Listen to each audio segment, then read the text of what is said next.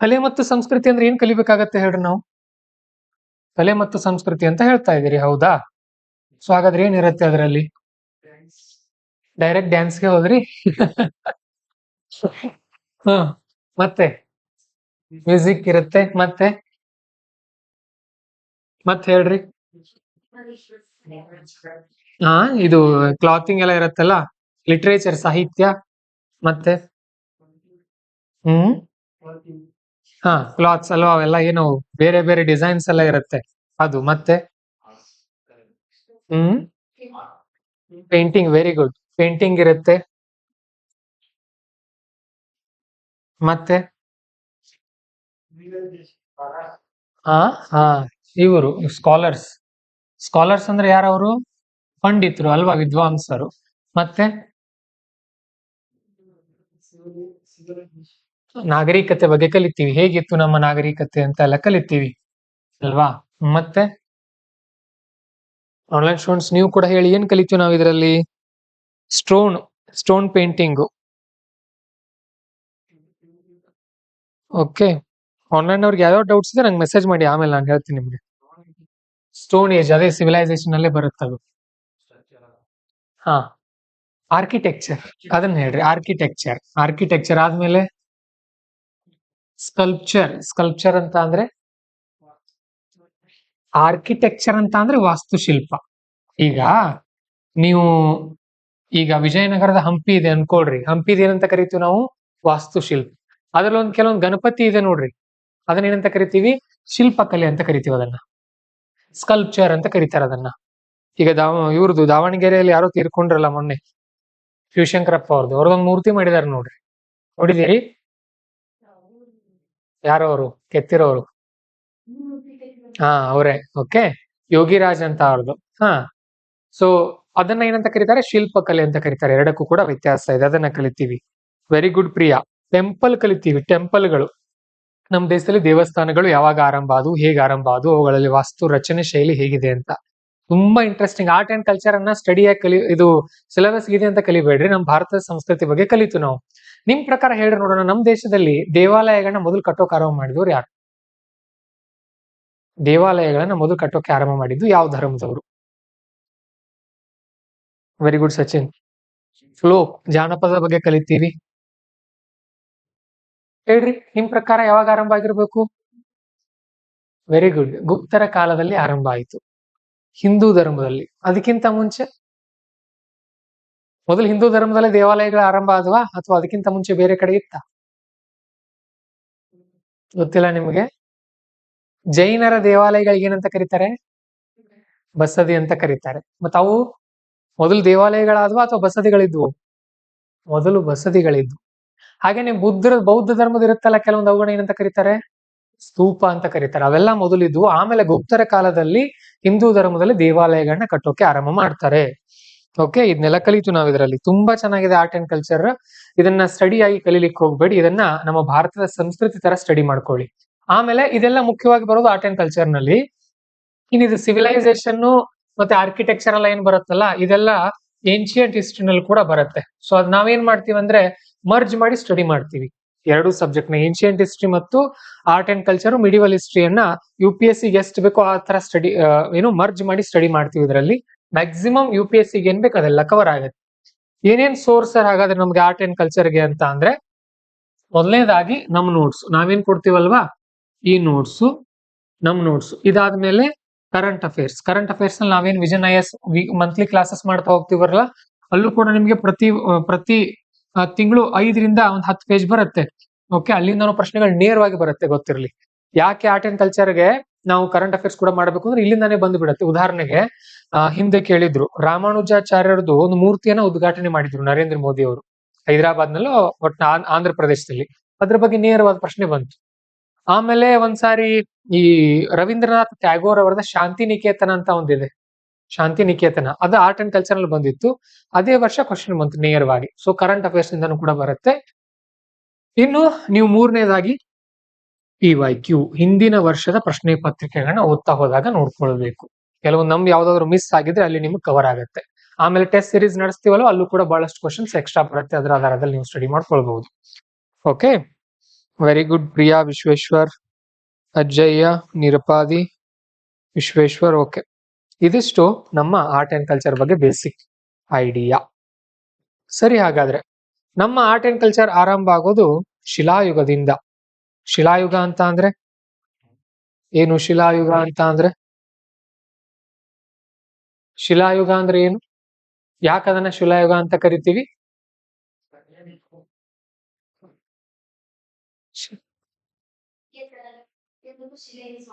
Very good, very good. Again ಮಾಡ್ತಾ ಇದ್ರು ಅಂತ ಅಂದ್ರೆ ಹಿಂದಿನ ಕಾಲದಲ್ಲಿ ಶಿಲೆಗಳನ್ನ ಯೂಸ್ ಮಾಡ್ತಾ ಇದ್ರು. ಓಕೆ, ಸೊ ಶಿಲೆಗಳನ್ನ ಯೂಸ್ ಮಾಡ್ತಾ ಇದ್ದಂತ ಕಾರಣಕ್ಕೆ ಅದನ್ನ ನಾವೇನಂತ ಕರಿತೀವಿ? ಶಿಲಾಯುಗ ಅಂತ ಕರಿತೀವಿ. ಓಕೆ, ಒಂದ್ ನಿಮಿಷ ಇರಿ.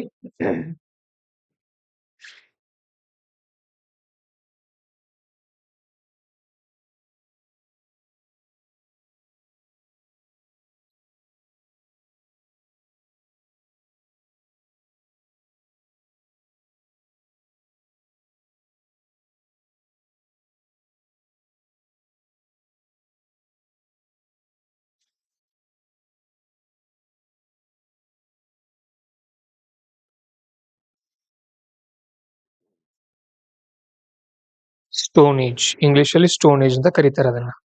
S, very good Nikhil. Art and ಕಲ್ಚರ್ಗೆ ಕೆಲವೊಬ್ರು ನಿತಿನ್ ಸಿಂಗಾಣಿಯ ಬುಕ್ ಓದ್ತಾರೆ. ಓಕೆ, ಬಟ್ ತುಂಬಾ ದೊಡ್ಡ ಬುಕ್ ಇದೆ. ನೀವು ಎಷ್ಟೇ ಓದ್ಕೊಂಡು ಹೋದ್ರು ಆರ್ಟ್ ಅಂಡ್ ಕಲ್ಚರ್ಗೆ ನೀವು ಬರೋ ಕ್ವಶನ್ಸ್ 3. ಅದರಲ್ಲಿ 1 ರಿಂದ 2 ಕರೆಂಟ್ ಅಫೇರ್ಸ್ ಇಂದಾನೆ ಬರುತ್ತೆ. ಅಷ್ಟು ಹೆವಿ ಬುಕ್ ಓದೋ ಅಗತ್ಯ ಇಲ್ಲ. ಒಂದು ನಮ್ಮ ನೋಟ್ಸು, ಮತ್ತೊಂದು ಕರೆಂಟ್ ಅಫೇರ್ಸ್, ಇನ್ನು ಉಳಿದಿರೋದು ಏನಿರುತ್ತಲ್ಲ ಅದನ್ನ ನಾವು ನಿಮ್ಗೆ ಏನ್ ಮಾಡ್ತೀವಿ ಅಂತ ಅಂದ್ರೆ PYQ ನಲ್ಲಿ ಅಲ್ಲಿ ಇಲ್ಲಿ ಕವರ್ ಮಾಡ್ತೀವಿ. ಇಲ್ಲಿ ತಗೊಳ್ರಿ notes. Mains art and culture ನಿಂದ ಒಂದು 15 ರಿಂದ 25 ಮಾರ್ಕ್ಸ್ ವರೆಗೂ ಬರುತ್ತೆ ಪ್ರತಿ ವರ್ಷ. ಆರ್ಟ್ ಅಂಡ್ ಕಲ್ಚರ್ ಇಂದ ಫಿಕ್ಸ್ ಕೇಳ್ತಾರೆ. ಯುದ್ಧಗಳ ಬಗ್ಗೆ ಕೇಳಲ್ಲ. ಈ ವರ್ಷನೇ ಕೇಳಿದ್ರು ನೋಡ್ರಿ, ಸಿಂಧು ನದಿ ನಾಗರಿಕತೆ ಬಗ್ಗೆ ಕೇಳಿದ್ರು, ಸಿಟಿ ಪ್ಲಾನಿಂಗ್ ಬಗ್ಗೆ ಕೇಳಿದ್ರು. ಸಿಂಧು ಕಣಿವೆ ಸಂದರ್ಭದಲ್ಲಿ ಸಿಟಿ ಪ್ಲಾನಿಂಗ್ ಹೇಗಿತ್ತು ಇಲ್ಲೆಲ್ಲ ಕವರ್ ಆಗುತ್ತೆ. ಅದು ಯಾವುದು ಮಿಸ್ ಆಗಲ್ಲ ನಿಮ್ಗೆ. ಓಕೆ, ಸೊ ಮತ್ತೊಂದು ಏನಂತ ಅಂದ್ರೆ ನಾವು ಹಿಸ್ಟ್ರಿಯನ್ನ ಸ್ಟಡಿ ಮಾಡುವಾಗ ಸಾಮಾನ್ಯವಾಗಿ ನಮ್ಮ ಬಳಿ ಏನ್ ಪ್ರಶ್ನೆ ಇರ್ಬೇಕು ಹೇಳ್ರಿ? ಹಾಯ್ ಅನ್ನುವಂತ ಒಂದು ಪ್ರಶ್ನೆ ಇರಬೇಕು. ದೇವಸ್ಥಾನ ಕಟ್ಟಿದ್ರು ಹಾಯ್, ಬಸ್ತಿ ಕಟ್ಟಿದ್ರು ಹಾಯ್, ಆಮೇಲೆ ಸ್ತೂಪಗಾನ ಮಾಡಿದ್ರು ಹಾಯ್. ಪ್ರತಿಯೊಂದಕ್ಕೂ ಬೇರೆ ಬೇರೆ ರೀಸನ್ ಗಳಿದೆ, ನೆನ್ಪಿಟ್ಕೊಳ್ರಿ. ಓಕೆ, ನಾನೊಂದು ಪ್ರಶ್ನೆ ಕೇಳ್ತೀನಿ. ನಮ್ಮ ಮೈಸೂರು ಅರಮನೆ ಇದೆ, ವಿಶ್ವವಿಖ್ಯಾತ ಮೈಸೂರು ಅರಮನೆ. ಉತ್ತರ ಭಾರತದಲ್ಲಿ ಯಾಕೆ ಯಾವ ದೊಡ್ಡ ದೊಡ್ಡ ಅರಮನೆಗಳಿಲ್ಲ? ಕಾರಣ ಏನಾಗಿರ್ಬೋದು? ಎಲ್ಲಾ ದೊಡ್ಡ ದೊಡ್ಡ ಸಾಮ್ರಾಜ್ಯಗಳು ಎಲ್ಲಿದ್ವು ಉತ್ತರ ಭಾರತದಲ್ಲಿ? ಗೊತ್ತಿದೆ ನಿಮಗೆ? ಇವರು ಪಾಂಡವರು, ಕೌರವರು, ಆಮೇಲೆ ಅಶೋಕ ಚಕ್ರವರ್ತಿ ಎಲ್ಲ ಯಾವ ರಾಜ್ಯ? ಉತ್ತರ ಪ್ರದೇಶ, ಬಿಹಾರ ಆ ಭಾಗದಲ್ಲೆಲ್ಲ. ಪಾಟ್ನಾ ತುಂಬಾ ಫೇಮಸ್ ಆಗಿತ್ತು, ಪಾಟಲಿ ಪುತ್ರ ಅಂತ ಕರಿತಾ ಇದ್ರು ಅದನ್ನ. ಮತ್ತೆ ಎಲ್ಲಿ ಹೋದ್ವು ಅವೆಲ್ಲ? ಗೆದ್ದಲು ಹತ್ತು ಹೋದ್ವಾ? ಹೇಗೆ ನಾಶ ಆಗಿರ್ಬೋದು? ಕಲ್ಲಿನಿಂದ ಇದ್ದದ್ ಮತ್ತೆ ಏನಾದ್ರು ಅವಶೇಷಗಳಾದ್ರೂ ಉಳಿಬೇಕಾಗಿತ್ತಲ್ಲ.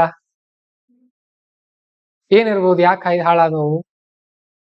ಯಾಕಂತ ಅಂದ್ರೆ ಅವುಗಳನ್ನ ಕಟ್ಟಿಗೆಯಿಂದ ಕಟ್ತಾ ಇದ್ರಂತೆ ಹಿಂದಿನ ಕಾಲದಲ್ಲಿ. ಅದಕ್ಕೆ ಮ್ಯಾಕ್ಸಿಮಮ್ ಎಲ್ಲ ನಾಶ ಆಗಿದೆ. ಓಕೆ, ಸರಿ. ಇದು ನೋಡಿ ನಮ್ಮ UPSC ಟ್ರೆಂಡ್ ಅನಾಲಿಸಿಸ್. ಯಾವ್ಯಾವ ಸಬ್ಜೆಕ್ಟ್ ನಿಂದ ಎಷ್ಟೆಷ್ಟು ಬರುತ್ತೆ ಒಂದ್ಸಾರಿ ನೋಡ್ಕೊಡ್ರಿ, ನಿಮ್ಗೊಂದು ಐಡಿಯಾ ಸಿಗತ್ತೆ. ಇದಿಷ್ಟು ಏನಿದೆಯಲ್ಲ, ಇದಿಷ್ಟು ಸೇರಿಸಿದ್ರೆ ನೋಡ್ರಿ 4 + 8 ಎಷ್ಟಾಯ್ತು? 12. ಹಿಸ್ಟ್ರಿ ವಿಭಾಗದಿಂದ ಬರೋ ಪ್ರಶ್ನೆಗಳು 12. ಇಲ್ಲಿ ಇದೊಂದು ವರ್ಷ ಜಾಸ್ತಿ ಆಗಿತ್ತು. 12ರಲ್ಲಿ 2012ರಲ್ಲಿ ಜಾಸ್ತಿ ಕೇಳಿದ್ದಾರೆ. 5, 3, 8, ಇದೊಂದು 9, 21 ಪ್ರಶ್ನೆಗಳು ಬಂದಿತ್ತು. 2013ರಲ್ಲಿ ನೋಡ್ರಿ, ಇದೊಂದು 8, 8, 16, 17 ಪ್ರಶ್ನೆಗಳು. 2014ರಲ್ಲಿ ಇದೊಂದು 9, 5, 14, ಒಂದು 24 ಪ್ರಶ್ನೆಗಳು. 2015ರಲ್ಲಿ 12, 13, 14 ಪ್ರಶ್ನೆಗಳು.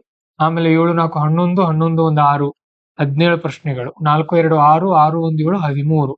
ಇಲ್ಲಿ 13, 14, 1, 18, 21. ಇಲ್ಲೊಂದು 6, 12, 16. 2020ರಲ್ಲಿ 8, 9, 19. ಆಮೇಲೆ 2021 5, 8, 13, 13, 20, 23. 2022ರಲ್ಲಿ 8, 4, 12, 1, 15. 2023ರಲ್ಲಿ 9, 2, 11, 1, 13. ಈ ತರ ಪ್ರಶ್ನೆಗಳು ಬರುತ್ತೆ ಸಾಮಾನ್ಯವಾಗಿ.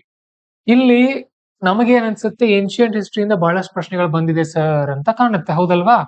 ಸೊ ಇದೆಲ್ಲ ಏನ್ ಗೊತ್ತಾ ಏನ್ಷಿಯಂಟ್ ಹಿಸ್ಟ್ರಿ ಅಂತ ಅಂದ್ರೆ? ಏನ್ ಹೇಳ್ರಿ? ಬೌದ್ಧ ಧರ್ಮ, ಜೈನ ಧರ್ಮ, ಆಮೇಲೆ ಸಿಂಧೂ ನದಿ ನಾಗರಿಕತೆಗಳು, ಇವೆಲ್ಲವನ್ನು ಕೂಡ ನಾವು ಇದರಲ್ಲಿ ಕಲಿತೀವಿ. ಅಲ್ಲಿಂದಾನೆ ಬಂದಿರುವಂತ ಪ್ರಶ್ನೆಗಳು. ಆರ್ಟ್ ಅಂಡ್ ಕಲ್ಚರ್ ಅಂತ ಅಂದ್ರೆ ನೀವು ಹೇಳಿದ್ರಲ್ಲ, ಡ್ಯಾನ್ಸ್, ಪುಸ್ತಕಗಳು, ಪೇಂಟಿಂಗ್ಗಳು ಅವೆಲ್ಲ ಇಲ್ಲಿ ಒಂದೊಂದ್ಸಾರಿ ಕೇಳಿಲ್ಲ ಕೇಳ್ತಾರೆ. ಏನ್ಷಿಯಂಟ್ ಹಿಸ್ಟ್ರಿನ ಕೂಡ ನಾವು ಮರ್ಜ್ ಮಾಡಿ ಟೀಚ್ ಮಾಡ್ತಾ ಇದೀವಿ ನಿಮಗೆ. ಆಮೇಲೆ ಪ್ರತಿ ವರ್ಷ ಮಾಡರ್ನ್ ಹಿಸ್ಟ್ರಿಯಿಂದ ಪ್ರಶ್ನೆಗಳು ಬಂದೇ ಬರುತ್ತೆ. ನಾವು ಆರ್ಟ್ ಅಂಡ್ ಕಲ್ಚರ್ ಮತ್ತು ಏನ್ಷಿಯಂಟ್ ಹಿಸ್ಟ್ರಿ ಎರಡನ್ನು ಮರ್ಜ್ ಮಾಡಿ ಹೇಳ್ತಾ ಇದೀವಿ. ಮಿಡಿವಲ್ ಹಿಸ್ಟ್ರಿಯಿಂದ ಯುದ್ಧಗಳ ಬಗ್ಗೆ ಪ್ರಶ್ನೆಯನ್ನ ಕೇಳೋದಿಲ್ಲ. ಇದಿಷ್ಟು ಹಿಸ್ಟ್ರಿ ಬಗ್ಗೆ. ಓಕೆ, ಸೊ ಹಿಸ್ಟ್ರಿ ಅಂತ ಅಂದಾಜ್ ತಗೊಂಡ್ರೆ ಒಂದು 15 ಪ್ರಶ್ನೆಗಳು ಬರುತ್ತೆ. ಅದರಲ್ಲಿ ಒಂದ್ 2ರಿಂದ 4 ಕ್ವಶನ್ಗಳು ಮಾಡರ್ನ್ ಹಿಸ್ಟ್ರಿಯಿಂದ, ಒಂದ್ 4ರಿಂದ 6 ಪ್ರಶ್ನೆಗಳು ಏನ್ಷಿಯಂಟ್ ಹಿಸ್ಟ್ರಿ ಮತ್ತು ಆರ್ಟ್ ಅಂಡ್ ಕಲ್ಚರ್ ಮಿಕ್ಸ್ ಮಾಡಿದಾಗ. ಇನ್ನು ಮಿಡಿವಲ್ ಹಿಸ್ಟ್ರಿ ಏನಿದೆಯಲ್ಲ ಅಲ್ಲಿಂದ ಕೆಲವೊಂದು ಪೇಂಟಿಂಗ್ ಗಳ ಬಗ್ಗೆ, ಅಕ್ಬರ್ ಬೀರ್ಬಲ್ ನ ಬಗ್ಗೆ ಅಥವಾ ಕೆಲವೊಂದು ಟರ್ಮ್ ಗಳು ಬರುತ್ತೆ. ಓಕೆ, ಈಗ ಏನಂತ ಕರಿತೀವಿ ನಾವು, ಜಮೀನ್ದಾರ್. ಹಿಂದಿನ ಕಾಲದಲ್ಲಿ ಜಮೀನ್ದಾರ್ ಅನ್ನೋ ಪದವನ್ನ ಬ್ರಿಟಿಷರ ಕಾಲದಲ್ಲಿ ಬಳಸ್ತಾ ಇದ್ರು. ಅದಕ್ಕಿಂತ ಹಿಂದೆ ಶಿವಾಜಿಯ ಕಾಲದಲ್ಲಿ ಎಂತೆಂತ ಪದಗಳನ್ನ ಬಳಸ್ತಾ ಇದ್ರಲ್ಲ ಅದರ ಆಧಾರದ ಮೇಲೆ ಕೇಳ್ತಿರ್ತಾರೆ ಅವರು. ದೆನ್ ಪಾಲಿಟಿಯಿಂದ ನೋಡ್ರಿ, ಪ್ರತಿ ವರ್ಷ ಎವರೇಜ್ 15 ಪ್ರಶ್ನೆಗಳು ಫಿಕ್ಸ್ ಆಗಿ ಬರುತ್ತೆ. ಅದಕ್ಕಿಂತ ಕಡಿಮೆ ಹೋಗಲ್ಲ, ಅವು ಬಂದೇ ಬರುತ್ತೆ ಅಷ್ಟು ಪ್ರಶ್ನೆಗಳು. 2022ರಲ್ಲಿ ಯಾಕೋ ತುಂಬಾ ಕಡಿಮೆ ಕೇಳಿದ್ರೆ ಅಷ್ಟೇ. ನೆಕ್ಸ್ಟ್ ಎಕನಾಮಿ ನೋಡ್ರಿ ನೀವೇ ನೋಡ್ರಿ ಯಾವ ಲೆವೆಲ್ ಇದೆ ಎಕನಾಮಿದು. ತುಂಬಾ ಈಸಿ ಇರುತ್ತೆ ಎಕನಾಮಿ, ತುಂಬಾ ಚೆನ್ನಾಗಿ ಪ್ರಶ್ನೆಗಳನ್ನ ಕೇಳ್ತಾರೆ. 17ರಿಂದ 20ರವರೆಗೂ ಹೋಗಬಹುದು ಅದು ಕರೆಂಟ್ ಅಫೇರ್ಸ್ ಸೇರಿಸಿದ್ರೆ. ಓಕೆ, ಇನ್ನು ಜಿಯೋಗ್ರಫಿಯಿಂದ ಸೇಮ್, ಇಲ್ಲೂ ಕೂಡ ಒಂದು 10ರಿಂದ 15 ಪ್ರಶ್ನೆಗಳು ಪ್ರತಿ ವರ್ಷ ಬರುತ್ತೆ. ಇಲ್ಲಿ ಮ್ಯಾಪಿಂಗ್ ಕೂಡ ಮಿಕ್ಸ್ ಮಾಡ್ತಾರೆ ಅವರು. ಮ್ಯಾಪಿಂಗ್ ಅಂದ್ರೆ ಏನ್ ಕವರ್ ಮಾಡ್ತಾರೆ ಹೇಳ್ರಿ, ಪ್ಲೇಸಸ್ ನ್ಯೂಸ್ ಬಗ್ಗೆ ಆಡ್ ಮಾಡ್ಕೊಳ್ತಾರೆ. ದೆನ್ ಎನ್ವೈರ್ಮೆಂಟ್ ನಿಂದ ನೋಡ್ರಿ, ನೀವು ಇಲ್ಲಿ ಫೋಕಸ್ ಮಾಡ್ಬೇಕಾಗಿರೋದು ಈ ಸಬ್ಜೆಕ್ಟ್ಸ್, ಎಕನಾಮಿ ಮತ್ತು ಎನ್ವೈರ್ಮೆಂಟ್. ಕಂಟೆಂಟ್ ತುಂಬಾ ಕಡಿಮೆ ಇರುತ್ತೆ, ಪ್ರಶ್ನೆಗಳು ಜಾಸ್ತಿ ಸಿಗುತ್ತೆ ನಿಮಗೆ. ಬಟ್ ಕಾನ್ಸೆಪ್ಟ್ ಕ್ಲಾರಿಟಿ ಇರ್ಬೇಕು ನಿಮಗೆ, ಹೀಗಂದ್ರೆ ಏನು ಅನ್ನೋ ಕ್ಲಾರಿಟಿ ಇರಬೇಕು ಬಹಳಷ್ಟು. ಮತ್ತೆ ನಾವೆಲ್ಲ ಕರೆಂಟ್ ಅಫೇರ್ಸ್ ಅಲ್ಲಿ ರಿವಿಷನ್ ಆಗ್ತಾ ಹೋಗುತ್ತೆ. ಇನ್ ಸೈನ್ಸ್ ಅಂಡ್ ಟೆಕ್ನಾಲಜಿಯಿಂದ ಒಂದು 10ರಿಂದ 15 ಪ್ರಶ್ನೆಗಳು ಇಲ್ಲೂ ಕೂಡ ಪ್ರತಿ ವರ್ಷ ಬರುತ್ತೆ. ಆಮೇಲೆ ಇನ್ನೊಂದು ಏನಂತ ಅಂದ್ರೆ ಕರೆಂಟ್ ಅಫೇರ್ಸ್ ಇಂದ ಜಾಸ್ತಿ ಪ್ರಶ್ನೆಗಳು ನೇರವಾಗಿ ವಿಷನ್ ಮ್ಯಾಗಝಿನ್ ಇಂದ, ಹಿಂದೂ ನ್ಯೂಸ್ ಪೇಪರ್ ಇಂದ ಎತ್ತಿ ಕೊಡ್ತಾರಲ್ಲ ನಿಮಗೆ. ಕರೆಂಟ್ ಅಫೇರ್ಸ್ ನಿಂದ ಈ ರೀತಿ ಪ್ರಶ್ನೆಗಳು ಬರುತ್ತೆ. ಇಲ್ಲೂ ಕೂಡ ಇತ್ತೀಚೆಗೆ ಟ್ರೆಂಡ್ ಜಾಸ್ತಿ ಆಗ್ತಾ ಇದೆ. ಇದು ಕೂಡ ತುಂಬಾ ಈಸಿ ಆಗಿರುತ್ತೆ. ಈ ತರ 2011ರಿಂದ 2023ರವರೆಗಿನ ಟ್ರೆಂಡ್ ಇದು. ಓಕೆ, ಇನ್ನು 2024ರಲ್ಲಿ ಆರ್ಟ್ ಅಂಡ್ ಕಲ್ಚರ್ ನಿಂದ ಬಂದಂತ ನೇರವಾದ ಪ್ರಶ್ನೆಗಳು 2024ರಲ್ಲಿ. 2025ರಲ್ಲಿ 4 ಪ್ರಶ್ನೆಗಳೇನೋ ಬಂದಿದೆ. ಈ ತರ ಪ್ರಶ್ನೆಗಳನ್ನ ಕೇಳಿದ್ದಾರೆ. ಸರಿ, ಹಾಗಾದ್ರೆ ನಾವು ಇದರಲ್ಲಿ ಟೋಟಲ್ ಏನ್ ಕಲಿತೀವಿ ಆರ್ಟ್ ಅಂಡ್ ಕಲ್ಚರ್ ನಲ್ಲಿ ಅಂತ ನೋಡಿದ್ರೆ, ಮೊದಲನೇದಾಗಿ ಪ್ರೀ ಹಿಸ್ಟರಿ ಅಂತ ಅಂದ್ರೆ what is the meaning of prehistory? Mongolian ದಾಳಿ, ಫಾರಿನ್ ಇನ್ವೇಷನ್, ಇಂಡಿಯಾನು ತುಂಬಾ ಹಳದು. Yes, early structure, wood, mud, bricks. Very good Nikhil, ಹೇಳ್ರಿ. ಹಾ,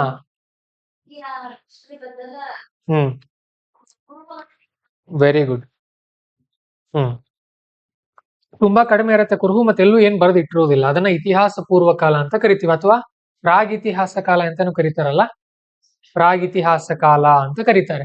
ಅದನ್ನ ಕಲಿತೀವಿ ಇದರಲ್ಲಿ. ನೆಕ್ಸ್ಟ್ ಬರೋದು ಐವಿಸಿ ಅಂತ ಅಂದ್ರೆ ಇಂಡಸ್ ವ್ಯಾಲಿ ಸಿವಿಲೈಸೇಷನ್, ಸಿಂಧೂ ಕಣಿವೆ ನಾಗರಿಕತೆ ಬಗ್ಗೆ ಕಲಿತೀವಿ. ಅದಾದ್ಮೇಲೆ ಬರೋದು ವೇದಿಕ್ ಪೀರಿಯಡ್ ಅಂತ ಅಂದ್ರೆ ವೇದಗಳ ಕಾಲ. ಮೊದಲ ವೇದ ಯಾವುದು? ಅದಾದ ಮೇಲೆ ಕೊನೆಯದ್ ಲಾಸ್ಟ್ ಅಥರ್ವಣ ವೇದ. ಈಗ ಮೊನ್ನೆ ಯಾರೋ ಒಬ್ರು ನೋಡಿ ಕಂಟಿನ್ಯೂಸ್ 56 ಗಂಟೆಗಳ ಕಾಲ ವೇದವನ್ನ ಪಠನ ಮಾಡಿದ್ರಲ್ಲ, ಯಾವ ವೇದ ಪಠನ ಮಾಡಿದ್ರು?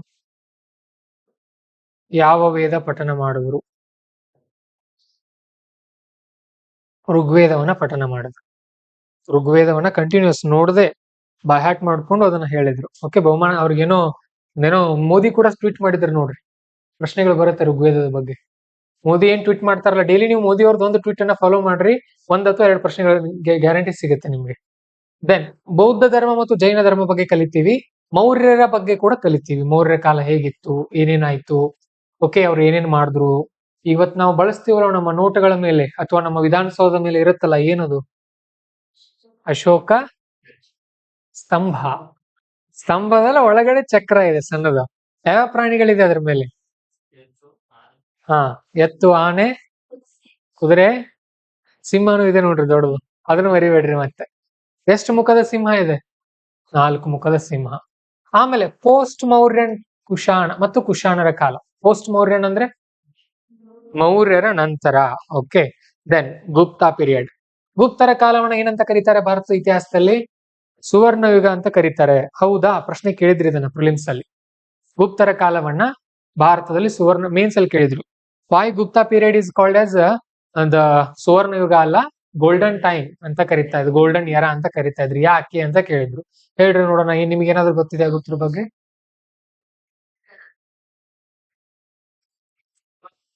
Very good. ಸಂಪತ್ತು ಆ ಕಾಲದಲ್ಲಿ ಜಾಸ್ತಿ ಇತ್ತು ಅವ್ರದ್ದು. ಸಾಹಿತಿಗಳು ಕೂಡ ತುಂಬಾ ಜನ ಇದ್ರು. ಹಾಗೇನೆ ವೈದ್ಯರು ಕೂಡ ಇದ್ರು ಆ ಕಾಲದಲ್ಲಿ. ಒಳ್ಳೆ ಒಳ್ಳೆ ದೇವಾಲಯಗಳನ್ನ ಕಟ್ಟಿದ್ರು, ಕಲೆ ಸಂಸ್ಕೃತಿಗೆ ತುಂಬಾ ಬೆಲೆ ಕೊಟ್ರು.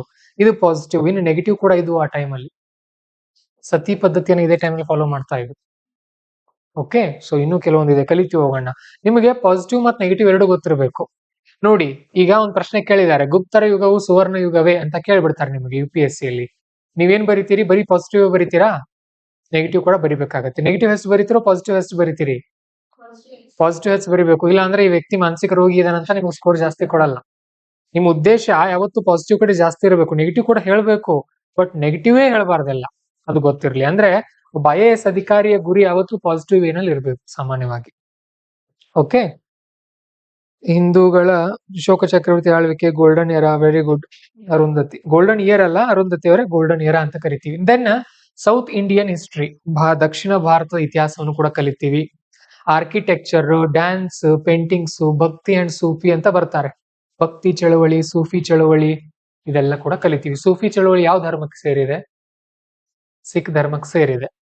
ಆಮೇಲೆ ಭಕ್ತಿ ಹಿಂದೂ ಧರ್ಮಕ್ಕೆ ಸೇರಿರೋದು. ಸೂಕ್ಷ್ಮವಾಗಿ ಅವಲೋಕನ ಮಾಡ್ರಿ ನೀವು. ಯಾವಾಗ ಬಂತು ಭಾರತದಲ್ಲಿ ವಚನ ಚಳವಳಿ?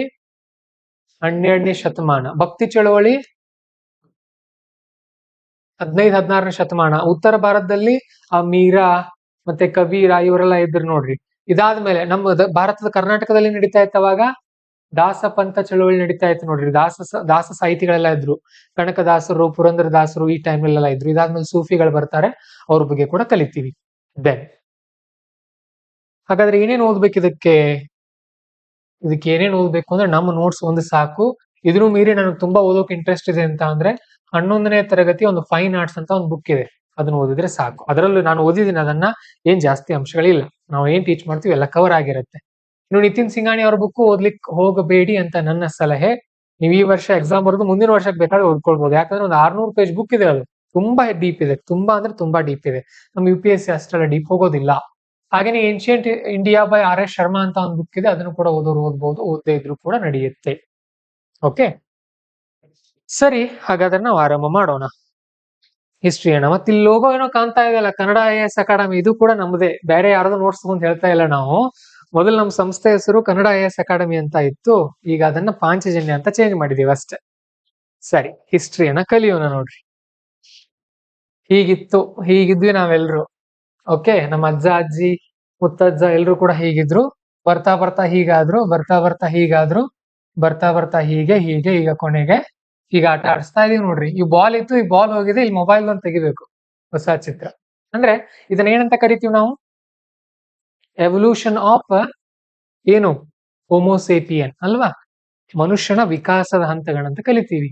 ಸರಿ ನೋಡ್ರಿ, ನಮ್ಮ ಇತಿಹಾಸದಲ್ಲಿ ಸಾಮಾನ್ಯವಾಗಿ ನಾವ್ ಯಾವತ್ತು ಕೂಡ 3 ಫೇಸ್ಗಳನ್ನ ಮಾಡ್ತೀವಿ. ಒಂದು ಪ್ರೀ ಹಿಸ್ಟ್ರಿ, ಮತ್ತೊಂದು ಪ್ರೋಟೋ ಹಿಸ್ಟ್ರಿ, ಮತ್ತೊಂದು ಹಿಸ್ಟ್ರಿ ಅಂತ ಕರಿತೀವಿ. ಈ ಪ್ರೀ ಹಿಸ್ಟ್ರಿನಲ್ಲಿ ಇದನ್ನ ನೀವು ಬೈಹಾರ್ಟ್ ಮಾಡ್ಕೊಳ್ತಾನೆ ಹೋಗ್ಬೇಕು, ಕಲಿತಾ ಹೋಗ್ಬೇಕು. ಎಷ್ಟಿವೆ? ಪ್ರೀ ಹಿಸ್ಟ್ರಿ, ಪ್ರೋಟೋ ಹಿಸ್ಟ್ರಿ, ಆಮೇಲೆ ಹಿಸ್ಟ್ರಿ. ಪ್ರೀ ಹಿಸ್ಟ್ರಿನಲ್ಲಿ ನಮಗ್ ಬರೋದು ಅದನ್ನ ಸ್ಟೋನ್ ಏಜ್ ಅಂತ ಕರಿತೀವಿ, ಅಥವಾ ಅದನ್ನ ಪ್ಯಾಲಿಯೋಲಿಥಿಕ್ ಪೀರಿಯಡ್ ಅಂತ ಕರಿತೀವಿ. ಅಂದ್ರೆ ಕನ್ನಡದಲ್ಲಿ ಇದನ್ನ ನಾವು ಶಿಲಾಯುಗ ಅಂತ ಕರಿತೀವಿ. ಇದಾದ್ಮೇಲೆ ಬರೋದು ಪ್ರೋಟೋ ಹಿಸ್ಟ್ರಿ. ಅದರಲ್ಲಿ ಏನಂತ ಕರೀತಾರೆ? ಚಾಲ್ಕೋಲಿಥಿಕ್ ಅಂತ ಕರಿತೀವಿ. ಏನಪ್ಪಾ ಚಾಲ್ಕೋಲಿಥಿಕ್ ಅಂತ ಅಂದ್ರೆ? ಹಾಗಾದ್ರೆ ಹೇಳಿ. PUC ನಲ್ಲಿ ಸೇಮ್ ಇದೆಯಾ? 11th and 12th ಕನ್ನಡದಲ್ಲಿ ಕೂಡ ಇದೆಯಾ ಹಾಗಾದ್ರೆ? ವಿಶ್ವೇಶ್ವರ ಅವರೇ ಹೇಳ್ರಿ, ಚಾಲ್ಕೋಲಿಥಿಕ್ ಅಂತ ಯಾಕೆ ಕರಿತೀವಿ ಅದನ್ನ? ಚಾಲ್ಕೋಲಿಥಿಕ್ ಯಾಕೆ ಕಲಿತೀವಿ ನೋಡ್ಕೊಂಡ್ ಬನ್ರಿ. ನಾಳೆ ಅದೊಂದು ಹೋಮ್ವರ್ಕ್ ನಿಮ್ಗೆ, ನಾಳೆ ಡಿಸ್ಕಸ್ ಮಾಡೋಣ ಅದ್ರ ಬಗ್ಗೆ. ನೆಕ್ಸ್ಟ್ ಬರೋದು ಹಿಸ್ಟ್ರಿ. ಇದನ್ನ ಐರನ್ ಏಜ್ ಅಂತ ಕೂಡ ಕರಿತೀವಿ. ಯಾಕಂದ್ರೆ ಇಲ್ಲಿ ಕಬ್ಬಿಣದ ಬಳಕೆ ಆರಂಭ ಆಗುತ್ತೆ ಹಿಸ್ಟ್ರಿನಲ್ಲಿ. ಓಕೆ, ಇವೆಲ್ಲ ಅದಕ್ಕಿಂತ ಮುಂದಿನವು. ಪ್ರೀ ಹಿಸ್ಟ್ರಿ, ಪ್ರೋಟೋ ಹಿಸ್ಟ್ರಿ, ಆಮೇಲೆ ಹಿಸ್ಟ್ರಿನಲ್ಲಿ ಐರನ್ ಅನ್ನ ಬಳಸೋಕ್ ನಾವು ಸ್ಟಾರ್ಟ್ ಮಾಡಿದ್ವಿ. ಸರಿ, ಈಗ ಈ ಒಂದು ಮ್ಯಾಪ್, ಈ ಒಂದು ಚಾರ್ಟ್ ನಿಮ್ಗೆ ಅರ್ಥ ಆಗ್ಬೇಕು. ಮೊದಲನೇದು ಏನು ಇದು ನೋಡ್ರಿ. ನಾವು ಸಾಮಾನ್ಯವಾಗಿ ಈಗ ಎಲ್ಲಿದ್ದೀವಿ ಹೇಳ್ರಿ? ನಾವು ಇಲ್ಲಿದ್ದೀವಿ 2025. ಇನ್ನೊಂದ್ 2-3 ದಿನ ಆದ್ರೆ 26ಕ್ಕೆ ಬರ್ತೀವಿ ನಾವು, ಅಲ್ವಾ? ಈಗ ಹಿಂದಕ್ಕೆ ಹೋದ್ರೆ ಇಲ್ಲಿ ಬನ್ರಿ, ಇದು 0 ಅಂತ ತಗೊಳ್ರಿ. ಓಕೆ, 0 ಅಂತ ತಗೊಂಡ್ರೆ ಇಲ್ಲಿ ಈ ಕಡೆ ಏನಿದೆಯಲ್ಲ ಈ ಭಾಗವನ್ನು ಏನಂತ ಕರೀತಾರೆ? ಅನ್ನೋಡೊಮಿನಿ ಅಂತ ಕರೀತಾರೆ ಇದನ್ನ. ಅಥವಾ ಇತ್ತೀಚೆಗೆ ಇದನ್ನ ಏನಂತ ಮಾಡಿದ್ದಾರೆ ಈಗ?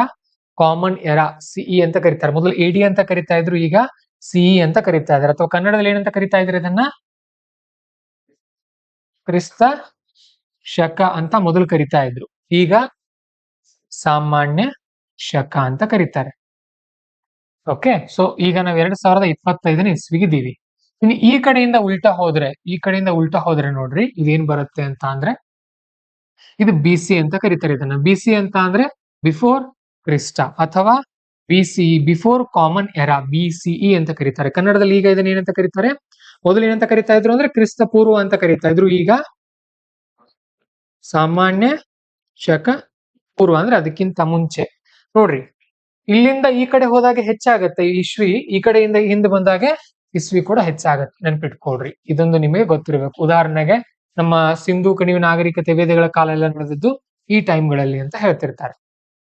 ಓಕೆ, ಸೊ ಇದು ನಿಮ್ಗೆ ಗೊತ್ತಿರ್ಲಿ, ಯಾಕಂದ್ರೆ ಮುಂದೆ ನಾವು ಕಲಿತೀವಿ ಇವುಗಳ ಬಗ್ಗೆ. ಈಗ ಕದಂಬರ ಅಂತ ಹೇಳಿದ ತಕ್ಷಣ ಇಸ್ವಿ ಯಾವ್ದು ಹೇಳ್ಬೇಕು ನೀವು? ಕದಂಬರ ಯಾವ ಕಾಲದಲ್ಲಿ ಇದ್ರು? ಕದಂಬರ ಕಾಲ ಯಾವ ಒಂದು ಶತಮಾನ ನೆನಪಿದೆಯಾ? ಹೊಯ್ಸಳರದು ವಿಜಯನಗರ ಸಾಮ್ರಾಜ್ಯ ಹೇಳ್ರಿ, ಸುಮ್ನೆ ಅಷ್ಟೆಲ್ಲ ಹೋಗೋದ್ ಬೇಡ. 1336 ಸರಿ ಹೇಳ್ರಿ. ಇಲ್ಲ 500ರಿಂದ 1000 ಇದೆ, ಇಲ್ಲಿ 1500 ಇದೆ. ಎಲ್ಲಿದೆ? ಈ ಭಾಗದಲ್ಲಿ 1300. ಓಕೆ, ಈ ಟೈಮಲ್ಲಿ ಇದ್ರು ಅವರೆಲ್ಲ, ನೆನ್ಪಿಟ್ಕೊಡ್ರಿ. ಸಾರಿ BC ಅಲ್ಲ, ಇಲ್ಲಿ ಇದ್ರು ಅವರು. ಓಕೆ, 1336 ಈ ಕಡೆನೆ ಇದ್ದಾರೆ, ಇದಕ್ಕಿಂತ ಹಿಂದೆ ಇರ್ಲಿಲ್ಲ. ಅವೆಲ್ಲ ಇವು ಏನೋ ಹಳೆ ಶಿಲಾಯುಗಳೆಲ್ಲ ಅವಾಗ ಇದ್ವು ಅಂತ ಹೇಳ್ತೀವಿ. ಓಕೆ, ದೆನ್ ನೆಕ್ಸ್ಟ್ ಇವುಗಳನ್ನ ಸ್ಟಡಿ ಮಾಡೋಣ ನಾವೀಗ. ಯಾರು ಹೇಳಿದ್ರು ಆನ್ಲೈನ್ ಅವ್ರು, ನಿಖಿಲ್ ಅವ್ರು ಹೇಳ್ತಾ ಇದಾರೆ ನೋಡ್ರಿ. ಸೊ ಟೋಟಲ್ ಎಷ್ಟು ಇದೆ ಹಿಸ್ಟ್ರಿಗಳು? ಒಂದು ಪ್ರೀ ಹಿಸ್ಟ್ರಿ. ಇಲ್ಲೇ ಪರ್ಫೆಕ್ಟ್ ಆಗ್ಬಿಡ್ರಿ, ಮನೆ ಹೋಗಿ ಒಂದ್ 5 ನಿಮಿಷ ಕಣ್ಣಾಡ್ಸ್ಬಿಡ್ರಿ ಸಾಕು. ಮೊದಲೇದು ಆರ್ಟ್ ಅಂಡ್ ಕಲ್ಚರ್ ಎಲ್ಲ ಇಲ್ಲೇ ಪರ್ಫೆಕ್ಟ್ ಆಗೋದು. Prehistory, protohistory, history. So ಪ್ರೀ ಹಿಸ್ಟ್ರಿನಲ್ಲಿ ಏನಂತ ಕರಿತೀವಿ ಅದನ್ನ? Stone age. ಎರಡನೇದು ಪ್ರೋಟೋ ಹಿಸ್ಟ್ರಿನಲ್ಲಿ ಚಾಲ್ಕೋಲಿಥಿಕ್ ಅಂತ ಕರಿತೀವಿ. ಚಾಲ್ಕೋಲಿಥಿಕ್ ನಲ್ಲಿ ಏನು ಅಂತಂದ್ರೆ ಸ್ಟೋನು ಮತ್ತು ಕಾಪರ್ ಬಳಸ್ತಾ ಇದ್ರು. ಅರ್ಥ ಆಯ್ತಾ? ಸೊ ಇಲ್ಲಿ ನೀವು ನೆನ್ಪಿಟ್ಕೊಳ್ಬೇಕಾಗಿರೋದು, ಕಾಪರ್ ಮೊದಲು ಬಂತ, ಐರನ್ ಮೊದಲು ಬಂತ? ಕಾಪರ್ ಮೊದಲು ಬಂದಿದೆ, ಇದ್ ನೆನ್ಪಿಟ್ಕೊಳ್ರಿ. ಸೊ ನೆಕ್ಸ್ಟ್ ಬಂದದ್ದು ಹಿಸ್ಟ್ರಿನಲ್ಲಿ ಏನ್ ಬಳಸೋಕ್ ಸ್ಟಾರ್ಟ್ ಮಾಡಿದ್ರು? ಐರನ್ ಬಳಸೋಕ್ ಸ್ಟಾರ್ಟ್ ಮಾಡ್ತಾರೆ. ಸರಿ, ಇದರಲ್ಲಿ ನೋಡೋಣ ಈಗ. ಪ್ರೀ ಹಿಸ್ಟ್ರಿ ಅಥವಾ ಇದನ್ನ ಏನಂತ ಕರೀತಾರೆ? ಸ್ಟೋನ್ ಏಜ್ ಅಂತ ಕರೀತಾರೆ. ಇದರಲ್ಲಿ ಮತ್ತೆ ವಿಭಾಗ ಮಾಡ್ತಾರೆ. ಪ್ರೀ ಹಿಸ್ಟ್ರಿನಲ್ಲಿ ಒಂದು palaeolithic, mesolithic, neolithic. Palaeolithic, mesolithic, neolithic. Palaeo ಅಂತ ಅಂದ್ರೆ ಪುರಾತನ, ಮೀಸೋ ಅಂದ್ರೆ ಮಧ್ಯ, ನಿಯೋಲಿಥಿಕ್ ಅಂದ್ರೆ ಹೊಸದು, ನವಶಿಲಾಯುಗ, ಮಧ್ಯ ಶಿಲಾಯುಗ. ಇದನ್ನ ಪೂರ್ವ ಶಿಲಾಯುಗ ಅಂತ ಕರೀತಾರೆ. ನೆನ್ಪಿಟ್ಕೊಡ್ರಿ ಇವುಗಳನ್ನ. ಕನ್ನಡದಲ್ಲಿ ಬೇಕಾದ್ರೆ ಬರ್ಕೊಳ್ಬಹುದು. ಇಲ್ಲಿ ಲಿಥಿಕ್ ಅಥವಾ ಲಿಥೋ ಅಂತ ಅಂದ್ರೆ ಇದು ಸ್ಟೋನ್ ಅಂತ ಅರ್ಥ ಇದು. ಓಕೆ, ಸ್ಟೋನ್ ನಾವು ಕನ್ನಡದಲ್ಲಿ ಏನಂತ ಕರಿತೀವಿ? ಅದನ್ನೇ ಶಿಲೆ ಅಂತ ಕರಿತೀವಿ. ಯಾವಾಗಿದ್ದು ನೋಡ್ರಿ, ಸುಮಾರು ವಿಡಿ 10, 100, 1000, 10,000, ಲಕ್ಷ. ನೋಡ್ರಿ ಎಷ್ಟು ವರ್ಷಗಳ ಹಿಂದೆ ಇದು? 6 ಲಕ್ಷ ವರ್ಷಗಳ ಹಿಂದೆಯಿಂದ 10,000 ವರ್ಷಗಳ ಕಾಲ ಇದ್ದದ್ದು ಯಾವುದು? ಪ್ಯಾಲಿಯೋಲಿಥಿಕ್ ಏಜ್ ಇತ್ತು. ಅದಾದ್ಮೇಲೆ 10,000ದಿಂದ 7,000 BCE ವರೆಗೂ ಏನ್ ಬಂತು ಅಂತ ಅಂದ್ರೆ ಮೀಸೋಲಿಥಿಕ್ ಬಂತು. 7,000 BCE ದಿಂದ 4,000 BCE ವರೆಗೂ ಬಂದದ್ದು ನಿಯೋಲಿಥಿಕ್. ಅರ್ಥ ಆಯ್ತಾ? ಸೊ ನಾವ್ ಅದೇನು ಆ ಮ್ಯಾಪ್, ಆ ಚಾರ್ಟ್ ಹಾಕಿದ್ವಲ್ಲ ಆವಾಗ, ಇಲ್ಲಿ ಇದು 1 BCE ಇದೆ ಅಂತ ಅಂದ್ರೆ ಇದು 60,000 BC, 60 ಲಕ್ಷ. ಬಿಡಿ 10, 100, 1000, 10,000, ಲಕ್ಷ, 6 ಲಕ್ಷ. ಓಕೆ, ಸೊ 6 ಲಕ್ಷದವರೆಗೂ ಇದು BC ಇದೆ ಅಂತ ಅಂದ್ರೆ ಇಲ್ಲಿ ಇದು 10,000 ಅಂತ ಅಂದ್ರೆ ಕೆ ಅಂದ್ರೆ 1,000. ಸೊ 10,000, 10K ಅಂತ ಅಂದ್ರೆ 10,000. ಈ ಕೆ ಅಂದ್ರೆ ನೆನ್ಪಿಟ್ಕೊಂಡ್ ಬಿಡ್ರಿ, 3 0. ಯಾವತ್ತು ಕೆ ಅಂದ್ರೆ ಏನು? 3 0. 1K ಅಂದ್ರೆ ಎಷ್ಟದು? 1,000. ಆ ತರ. ಓಕೆ, ನಾನು 10K ಅಂತ ಬರ್ದಿನಿ, 10,000. ಸೊ ಇದಾದ್ಮೇಲೆ ಇಲ್ಲಿ 7K. ನೋಡಿ ಇದೇನಿದೆಯಲ್ಲ ಈ ಟೈಮ್ ಅನ್ನ ಏನಂತ ಕರೀತಾರೆ? ಪ್ಯಾಲಿಯೋಲಿಥಿಕ್. ಇದನ್ನ ಏನಂತ ಕರೀತಾರೆ? ಮೀಸೋಲಿಥಿಕ್. ಇದನ್ನ ಏನಂತ ಕರೀತಾರೆ? ನಿಯೋಲಿಥಿಕ್. ಹೀಗೆ ಇಲ್ಲೇನಾದವು ಅಂತ ಅಂದ್ರೆ ಇವು ಶಿಲೆಗಳು ಬದಲಾವಣೆ ಆಗ್ತಾ ಬಂದವು. ಹೇಗ್ ಬದಲಾದವು? ತನ್ನಿಂತಾನೇ ಬದಲಾವಣೆ ಆಗ್ಲಿಲ್ಲ, ಮನುಷ್ಯ ಅವುಗಳ ಬಳಕೆಯನ್ನ ಬದಲಾಯಿಸಿದ. ಓಕೆ, ಅವುಗಳನ್ನ ಮನುಷ್ಯ ಏನ್ ಮಾಡ್ದ? ಬಳಕೆಯನ್ನ ಬದಲಾಯಿಸಿದ. ಸರಿ, ಹಾಗಾದ್ರೆ ಒಂದು ಪ್ರಶ್ನೆ ಇದೆ ನೋಡಿ. Arrange the following with chronological order. ಯಾವ್ದಾದ್ಮೇಲೆ ಯಾವ್ದು ಬಂದಿದೆ ಹೇಳ್ರಿ.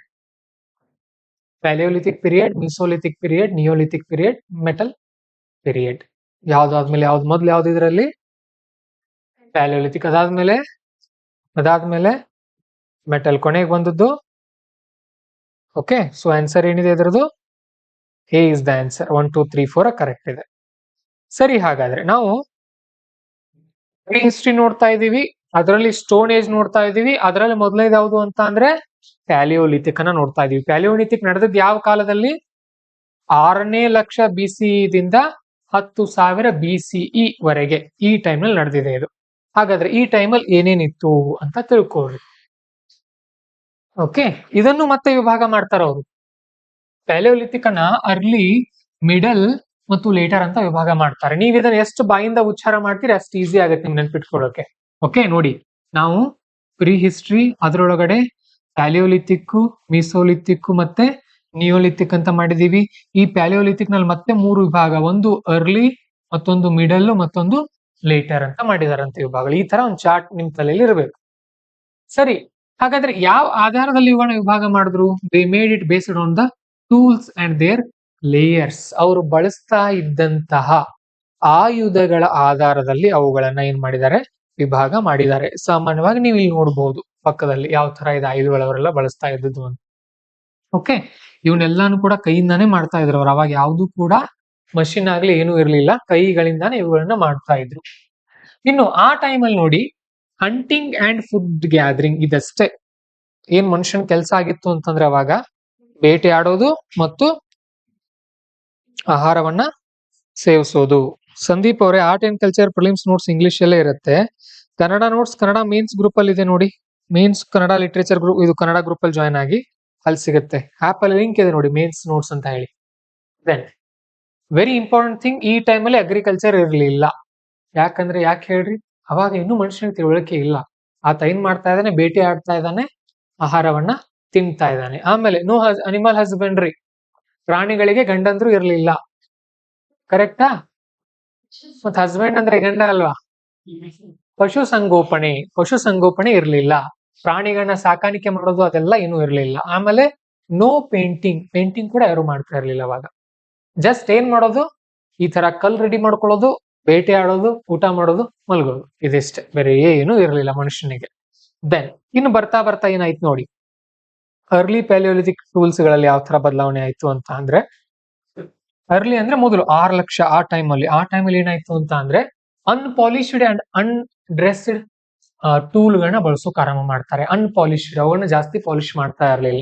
ಅನ್ಡ್ರೆಸ್ಡ್, ಅವುಗಳಿಗೆ ಯಾವುದೇ ರೀತಿಯ ಏನದು ಬೇರೆ ರೀತಿಯ ಬಟ್ಟೆಗಳನ್ನ ಹಾಕೋದಾಗ್ಲಿ, ಅವುಗಳನ್ನ ಏನ್ ಕಟ್ಟೋದು ಗಿಟ್ಟೋದೆಲ್ಲ ಮಾಡ್ತಾ ಇರ್ಲಿಲ್ಲ. ಸರಿ, ಎಲ್ಲಿದು? Factory sites. ಏನ್ ಫ್ಯಾಕ್ಟ್ರಿ ಸೈಟ್ಸ್ ಅಂತ ಅಂದ್ರೆ, ಫ್ಯಾಕ್ಟ್ರಿಗಳಿದ್ವ ಆ ಕಾಲದಲ್ಲಿ? ಫ್ಯಾಕ್ಟ್ರಿಗಳಿಲ್ಲ, ಬಟ್ ಈ ಭಾಗದಲ್ಲಿ ಜಾಸ್ತಿ ಟೂಲ್ಗಳು ಕಂಡು ಬಂದಿದೆ. ಮೊದಲೇದು ದಿದ್ವಾಣ ಇನ್ ರಾಜಸ್ಥಾನ್. ವೆರಿ ಇಂಪಾರ್ಟೆಂಟ್ ಪ್ಲೇಸ್ ಇದು, ವೆರಿ ಇಂಪಾರ್ಟೆಂಟ್. ಮ್ಯಾಪ್ ಅಲ್ಲಿ ಕೂಡ ಕೊಟ್ಟಿದ್ದೀನಿ ನೋಡ್ರಿ, ಅಲ್ಲಿ ನಿಮಗೆ ಪೇಜ್ ನಂಬರ್ 5 ನಲ್ಲಿ ಇದೆ ನೋಡಿ. ಪೇಜ್ ನಂಬರ್ 5 ನಲ್ಲಿ ಮ್ಯಾಪ್ ಇದೆ, ಇಲ್ಲಿ ಬರುತ್ತೆ. ಇಲ್ಲಿ ಮ್ಯಾಪ್ ತುಂಬಾ ಇಂಪಾರ್ಟೆಂಟ್ ನಮಗೆ. ಓಕೆ, ಇಲ್ಲಿ ನೋಡಿ, ಇದು ರಾಜಸ್ಥಾನ ಭಾಗ. ಇಲ್ಲಿ ದಿದ್ವಾಣ ಅಂತ ಪ್ಲೇಸ್ ಬರುತ್ತೆ ನೋಡಿ.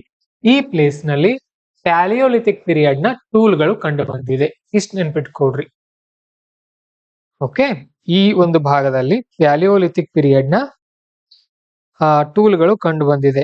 ಆನಂದ್ ಅವ್ರೆ ಅದೇ ಚೆನ್ನಾಗಿತ್ತು ಸರ್ ಕಾಲ ಅಂತ ಇದಾರ ಅವ್ರು. ಓಕೆ, ದಿದ್ವಾಣ. ದೆನ್ ನೆಕ್ಸ್ಟ್ ಇಲ್ಲಿ ಮೂರು ಫೇಸ್ ನ ಟೂಲ್ಗಳು ಕಂಡು ಬಂದಿದೆ ಅಂತ ಹೇಳ್ತಾ ಇದ್ರೆ ಇದನ್ನೇ ನೆನ್ಪಿಟ್ಕೊಳ್ಳೋಕಲ್ಲ, ಜಸ್ಟ್ ನೆನ್ಪಿಟ್ಕೊಡ್ರಿ. ಪ್ಯಾಲಿಯೋಲಿಥಿಕ್ ನ ಎಲ್ಲಾ ಟೂಲ್ಗಳು ಕಂಡು ಬಂದಿದೆ. ಕ್ವಾರ್ಡೈಸ್ ನಿಂದ ಏನ್ ಮಾಡ್ತಾ ಇದ್ರು ಅಂದ್ರೆ ಅವರು ಕ್ವಾರ್ಟ್ಜೈಟ್ ಅಂತ ಕರೀತಾರೆ. ನಾನು ತೋರಿಸ್ತೀನಿ ನಿಮ್ಗೆ ಯಾವ ತರ ಇರುತ್ತೆ ಅದು. ಕ್ವಾರ್ಟ್ಜೈಟ್ ಈ ತರ ಒಂದು ಟೂಲ್ ನಿಂದ ಅವ್ರು ಏನ್ ಮಾಡ್ತಾ ಇದ್ರು ಅಂತ ಅಂದ್ರೆ ಆಯುಧಗಳನ್ನ ಮಾಡ್ಕೊಳ್ತಾ ಇದ್ರು. ಯಾಕ್ರಿ ಇಂಟರ್ನೆಟ್ ಸ್ಲೋ ಇದೆ?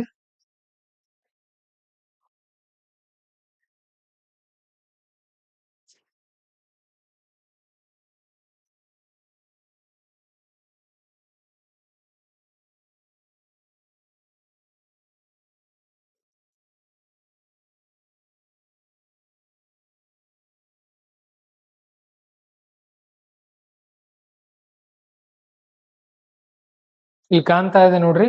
ಸೊ ಈ ತರ ಕಲ್ಲಿನಿಂದ ಇದನ್ನ ಏನಂತ ಕರೀತಾರೆ, ಕ್ವಾರ್ಟ್ಜೈಟ್ ಅಂತ ಕರೀತಾರೆ. ಇದರಿಂದ ಏನ್ ಮಾಡ್ತಾ ಇದ್ರು ಅಂದ್ರೆ ಟೂಲ್ಗಳನ್ನ ಮಾಡ್ಕೊಳ್ತಾ ಇದ್ರು. ಟೂಲ್ ಅಂತ ಅಂದ್ರೆ ಏನು? ಆಯುಧಗಳು. ಆಯುಧಗಳನ್ನ ಮಾಡ್ಕೊಳ್ತಾ ಇದ್ರು. ಯಾಕೆ ಆಯುಧಗಳನ್ನ ಮಾಡ್ಕೊಳ್ಬೇಕಾಗಿತ್ತು? ಬೇಟೆಯಾಡೋಕೆ. ಓಕೆ, ಸೊ ಅದನ್ನ ಮಾಡ್ಕೊಳ್ತಾ ಇದ್ರು ಅವರು. ದೆನ್ ಬಿಂಬೇಟ್ಕಾ, ವೆರಿ ಇಂಪಾರ್ಟೆಂಟ್ ಪ್ಲೇಸ್ ಇದು. ನೋಡಿ, ಇದಕ್ಕಿಂತ ಮುಂಚೆ ರಾಜಸ್ಥಾನದಲ್ಲಿ ಹೇಳಿದ್ನಲ್ಲ, ಯಾವ ಪ್ಲೇಸ್ ಅದು? ದಿದ್ವಾಣ ನಾನು ತಪ್ಪಿಸ್ಬಿಡ್ರಿ. ದಿದ್ವಾಣ ಮಧ್ಯಪ್ರದೇಶದಲ್ಲಿ, ಬಿಂಬೇಟ್ಕಾ ಇಲ್ಲಿ ಹಿಲ್ಗಳಿದೆ. ಓಕೆ, ಇಲ್ಲೂ ಕೂಡ ಬಹಳಷ್ಟು ಕ್ವಾರ್ಟ್ಜೈಟ್ ಮತ್ತು ಸ್ಯಾಂಡ್ ಸ್ಟೋನ್ ಅಂತ ಅಂದ್ರೆ ಕನ್ನಡದಲ್ಲಿ ಏನಂತ ಕರಿತೀವಿ? ಮರಳುಗಳಿಂದ ಮಾಡಿರುವಂತ ಬಹಳಷ್ಟು ಟೂಲ್ಗಳಲ್ಲಿ ಸಿಕ್ಕಿವೆ. ಸೊ ಈ ಬಿಂಬೇಟ್ಕಾ ಇಲ್ಲಿದೆ, ಒಂದ್ಸಾರಿ ತೋರಿಸ್ತೀನಿ ನೋಡ್ರಿ. ಮಧ್ಯಪ್ರದೇಶದಲ್ಲಿ ವೆರಿ ಇಂಪಾರ್ಟೆಂಟ್ ಪ್ಲೇಸ್ ಇದು ಕೂಡ. ಇಲ್ಲಿದೆ ನೋಡ್ರಿ ಬಿಂಬೇಟ್ಕಾ ಅಂತ ಹೇಳಿ. ಈ ಭಾಗದಲ್ಲಿ, ಭಾರತದ ಮಧ್ಯಭಾಗದಲ್ಲಿ ಮಧ್ಯಪ್ರದೇಶ ಇದೆಯಲ್ಲ, ಅಲ್ಲಿ ನಮಗೆ ಈ ಟೂಲ್ಗಳು ಕಂಡು ಬಂದಿವೆ. ದೆನ್ ನೆಕ್ಸ್ಟ್ ಕೋರ್ ಟೂಲ್ಗಳನ್ನ ಮಾಡಿದ್ದಾರೆ. ಕೋರ್ ಟೂಲ್ ಅಂತ ಅಂದ್ರೆ ಮುಖ್ಯವಾಗಿ ಸೈಡ್ದಲ್ಲ, ಇಂಪಾರ್ಟೆಂಟ್ ಈ ತರ ಇವೆ ನೋಡ್ರಿ. ಈ ತರ ಟೂಲ್ಗಳನ್ನ ಅವರು ಆಗಿನ ಕಾಲದಲ್ಲಿ ಮಾಡ್ಕೊಳ್ತಾ ಇದ್ರು. ಹಾಗೇನೆ ಹ್ಯಾಂಡ್ ಎಕ್ಸ್, ಪೆಬಲ್ ಟೂಲ್ ಮತ್ತು ಕ್ಲೆವರ್ ಗಳನ್ನ ಮಾಡ್ಕೊಳ್ತಾ ಇದ್ರು. ಇಲ್ಲಿ ಇವೆ ನೋಡ್ರಿ. ಹ್ಯಾಂಡ್ ಎಕ್ಸ್ ಅಂತ ಅಂದ್ರೆ ಆಕ್ಸ್ ಅಂದ್ರೆ ಏನು? ಕೊಡಲಿ. ಓಕೆ, ಆ ಕೊಡಲಿಗಳನ್ನ ಅಂದ್ರೆ ಕೈಯಿಂದಾನೇ ಯೂಸ್ ಮಾಡೋದು, ಕೈಯಿಂದಾನೇ ಕಡಿಯೋದು, ಆ ತರ. ಆಮೇಲೆ ಪೆಬಲ್ ಟೂಲ್ಸ್. ಪೆಬಲ್ ಅಂತ ಅಂದ್ರೆ ಕೆಲವೊಂದು ಬರುತ್ತೆ. ಪೆಬಲ್ ಟೂಲ್ಸ್ ಇನ್ ಪ್ಯಾಲಿಯೋಲಿಥಿಕ್ ಎರಾ ತೋರಿಸ್ತೀನಿ ನಾನು ನಿಮ್ಗೆ.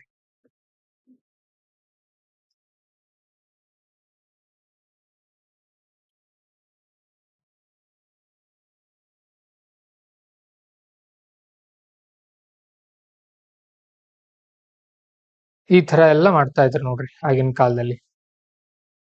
ಓಕೆ, ಇವುಗಳನ್ನೆಲ್ಲ ರೆಡಿ ಮಾಡ್ಕೊಳ್ತಾ ಇದ್ರು ಪ್ರಾಣಿಗಳನ್ನ ಭೇಟಿ ಆಡೋಕೆ. ದೆನ್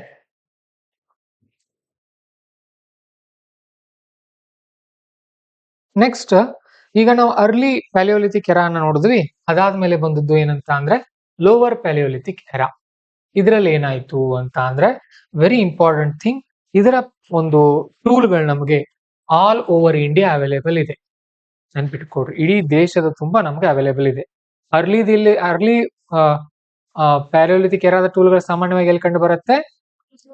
ದಿದ್ವಾಣ ಮತ್ತು ಬಿಂಬೇಟ್ಕಾದಲ್ಲಿ. ದಿದ್ವಾಣ ಎಲ್ಲಿದೆ? ಇದರಲ್ಲಿ ರಾಜಸ್ಥಾನದಲ್ಲಿ.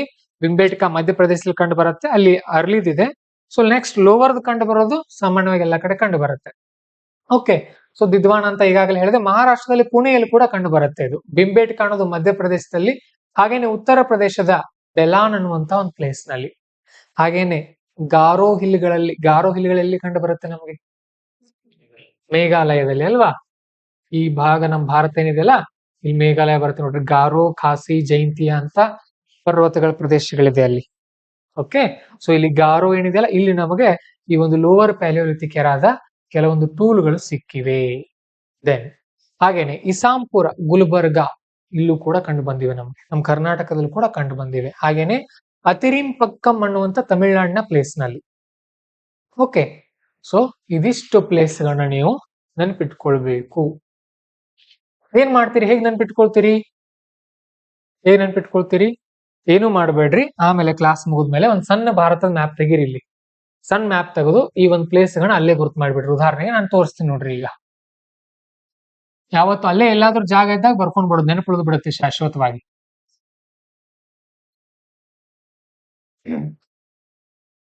ಸೊ ಈ ತರ ಮಾಡಿದ್ರೆ ಅನ್ಕೊಳ್ಳೋಣ. ಈಗ ಗುರುತಿಸೋದು ಎಲ್ಲೆಲ್ಲಿ? ಇಲ್ಲಿ ದಿದ್ವಾಣ ಹೀಗೆ ಬರಿಬಹುದು, ಅಥವಾ ನೀವು ದಿದ್ವಾಣ ಅಂತ ಸಣ್ಣದಾಗಿ ಬರಿಬಹುದು. ನೆಕ್ಸ್ಟ್ ಮಹಾರಾಷ್ಟ್ರದ ಪುಣೆ ಅಂತ ಬರೀರಿ ಈ ತರ. ನೆಕ್ಸ್ಟ್ ಮಧ್ಯಪ್ರದೇಶದಲ್ಲಿ ಬಿಂಬೇಟ್ಕಾ ಅಂತ ಬರೀರಿ. ನೆಕ್ಸ್ಟ್ ಬೆಲಾನ್ UP, ಇಲ್ಲಿ ಬೆಲಾನ್ ಅಂತ ಬರೀರಿ. ನೆಕ್ಸ್ಟ್ ಗಾರೋ ಹಿಲ್ಸ್, ಗಾರೋ ಅಂತ ಬರೀರಿ. ನೆಕ್ಸ್ಟ್ ಗುಲ್ಬರ್ಗಾ, ನಮ್ಮ ಕರ್ನಾಟಕದಲ್ಲಿ ಇಲ್ಲಿ ಗುಲ್ಬರ್ಗಾ ಕಂಡು ಬರುತ್ತೆ. ಅತಿರಿಪಕ್ಕಂ ಅಂತ ಹೇಳಿ ತಮಿಳ್ನಾಡಿನಲ್ಲಿ. ಈ ತರ ನೀವೇನ್ ಮಾಡ್ಕೊಳ್ಬೇಕು? ಅಲ್ಲಿ ಮ್ಯಾಪ್ ಬರ್ಕೊಳ್ಬೇಕು. ಯಾಕಂದ್ರೆ ನಮ್ಮ ಮೈಂಡ್ ಈ ಸಾಲಗಳನ್ನ ನೆನ್ಪಿಟ್ಕೊಳ್ಳಲ್ಲ. ಏನ್ ನೆನ್ಪಿಟ್ಕೊಳ್ಳುತ್ತೆ? ಚಿತ್ರವನ್ನ ನೆನ್ಪಿಟ್ಕೊಳ್ರಿ. ಸಾಮಾನ್ಯವಾಗಿ ಒಬ್ಬ ವ್ಯಕ್ತಿ ಮುಖ ನೆನಪಿರುತ್ತೆ ನಿಮ್ಗೆ, ನಿಮ್ ಫ್ರೆಂಡ್ದು. ತುಂಬಾ ನೀವು ಸಣ್ಣವರಿದ್ದಾಗ ನೋಡಿರ್ತೀರಿ, ಅವ್ನ ಮುಖ ನೆನಪಿರುತ್ತೆ, ಬಟ್ ಅವ್ನ ಹೆಸರು ಮರ್ತಿರ್ತೀರಿ ನೀವು. ಅಂದ್ರೆ ಅಕ್ಷರಗಳನ್ನ ಮರಿತೀವಿ ನಾವು, ಆದ್ರೆ ಚಿತ್ರಗಳನ್ನ ನೆನ್ಪಿಟ್ಕೊಳ್ತೀವಿ. ಹಾಗಾಗಿ ಚಿತ್ರ ರೂಪದಲ್ಲಿ ನೆನ್ಪಿಟ್ಕೊಳ್ಳೋಕೆ ಪ್ರಯತ್ನ ಪಡಿ. ಓಕೆ, ಹಾಗೇನೆ ನೋಡಿ, ಈ ಪ್ಯಾಲಿಯೋಲಿಥಿಕ್ ಎರಾ ಏನಿತ್ತಲ್ಲ ನಮ್ ದೇಶದಲ್ಲಿ, ಅದು ಐಸ್ ಏಜ್ ಜೊತೆಗೆ ಕೋ ಇನ್ಸಿಡೆಂಟ್ ಆಗಿತ್ತು ಅಂತ ಹೇಳ್ತಾರೆ. ಐಸ್ ಏಜ್ ಅಂತ ಅಂದ್ರೆ ಐಸ್ ಏಜ್ ಗೊತ್ತಾ ನಿಮ್ಗೆ? ಸಿನಿಮಾಗಳಿದ್ದು ಐಸ್ ಏಜ್ ಅಂತ ಅಂದ್ರೆ ಸುಮಾರು ಸಾವಿರಾರು ವರ್ಷಗಳ ಹಿಂದೆ ನೋಡ್ರಿ ಸಿನಿಮಾಗಳಿವೆ. ಆ ಕಾಲದಲ್ಲಿ ಆ ಐಸ್ ಏಜ್ ಇತ್ತು ಅಂತ ಹೇಳ್ತಾರೆ. ಈ ತರ ಇಲ್ಲೇ ಇತ್ತು ಜಗತ್ತು ಅಂತ ಎಲ್ಲ ಹೇಳ್ತಾರೆ. ಆ ಕಡೆ ಎಲ್ಲಿತ್ತು ಅಂತ ಅಂದ್ರೆ ಈ ನಾರ್ತರ್ನ್ ಮತ್ತೆ ಸದರ್ನ್ ಭಾಗದಲ್ಲಿ, ಧ್ರುವಗಳಲ್ಲಿ ಈ ತರದ ಕಾಲದಲ್ಲಿ ಬೇರೆ ಕಡೆ ಎಲ್ಲ ಇದ್ ನಡೀತಾ ಇತ್ತು. ಕಾಣ್ತಾ ಇಲ್ಲ ನಿಮ್ಗೆ? ಸೊ ನಮ್ ದೇಶದಲ್ಲಿ ಏನ್ ನಡೀತಾ ಇತ್ತು ಅಂತ ಅಂದ್ರೆ ಪ್ಯಾಲಿಯೋಲಿಥಿಕ್ ಎರಾ ನಡೀತಾ ಇತ್ತು. ಜಗತ್ನಲ್ಲಿ ಏನ್ ನಡೀತಾ ಇತ್ತು?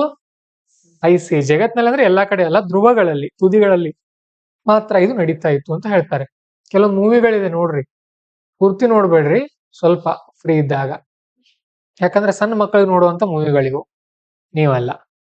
ಓಕೆ, ನೆನಪಿಟ್ಕೊಟ್ಟಿದ್ದೀನ? Palaeolithic age is coincides with ice age. Okay, so ಏನಾಯ್ತು ಅಂತಂದ್ರೆ ಬರ್ತಾ ಬರ್ತಾ ಐಸ್ ಮೆಲ್ಟ್ ಆಯ್ತಂತೆ. ಇದರಿಂದ ಏನಾದ್ರು many species became extinct. Ice melt ಆದ್ರಿಂದ ಬಹಳಷ್ಟು ಪ್ರಾಣಿ ಮತ್ತು ಪಕ್ಷಿಗಳು ಏನಾದವು ಅಂತ ಅಂದ್ರೆ ಎಕ್ಸ್ಟಿಂಕ್ಟ್ ಆದವು. ಯಾಕೆ ಮೆಲ್ಟ್ ಆಯ್ತು ಐಸ್? ಹಾ, ಟೆಂಪರೇಚರ್ ಜಾಸ್ತಿ ಆಗ್ತಾ ಬಂತು ಭೂಮಿದು. ಯಾಕೆ ಟೆಂಪರೇಚರ್ ಜಾಸ್ತಿ ಆಯ್ತು? ಹಾ, ಆಗಿನ ಕಾಲದಲ್ಲಿ ಹೇಳ್ತಾ ಇದೀನ್ರಿ ನಾನು. ಆಗಿನ ಕಾಲದಲ್ಲಿ ಬರ್ತಾ ಬರ್ತಾ ಏನಾಯ್ತು? ಮನುಷ್ಯ ಏನ್ ಕಂಡಿಡ್ದ? ಬೆಂಕಿಯನ್ನ ಕಂಡಿಡ್ದ ಅಲ್ವಾ? ಅದರಿಂದ ಮತ್ತೆ ಬರ್ತಾ ಬರ್ತಾ ಬರ್ತಾ ಕರೆಕ್ಟ್ ಆಗಿ ಬಂತದ ice. Then next middle palaeolithic age. ಈ ಮಿಡಲ್ ಪ್ಯಾಲಿಯೋಲಿಥಿಕ್ ಏಜ್ ನಲ್ಲಿ ನೋಡ್ರಿ ಫ್ಲೇಕ್ಸ್ ಗಳಂತ ಮಾಡಿದ್ರು. ಫ್ಲೇಕ್ಸ್ ಅಂತ ಅಂದ್ರೆ ಈ ಕಲ್ಲಿನ ಒಂದು ತುಂಡುಗಳನ್ನ ಫ್ಲೇಕ್ಸ್ ಅಂತ ಕರೀತಾರೆ. ಹಾಗೇನೆ ಇವರು ಲೆವೆಲಾಯ್ಸ್ ಟೆಕ್ನಿಕ್ ಅಂತ ಯೂಸ್ ಮಾಡ್ತಾರೆ. ನೆನ್ಪಿಟ್ಕೊಡ್ರಿ, ಪ್ರಿಲಿಮ್ಸ್ ಅಲ್ಲಿ ಕೇಳ್ತಾರೆ. Levallois technique is used to, ಯಾಕೆ ಯೂಸ್ ಮಾಡ್ತಾ ಇದ್ರಿ ಇದನ್ನ? To make tools or weapons. Levallois video ತೋರಿಸ್ತೀನಿ ನೋಡ್ರಿ ಅದರದ್ದು ಯಾವ ತರ ಮಾಡ್ತಾ ಇದ್ರು ಅಂತ ಹೇಳಿ.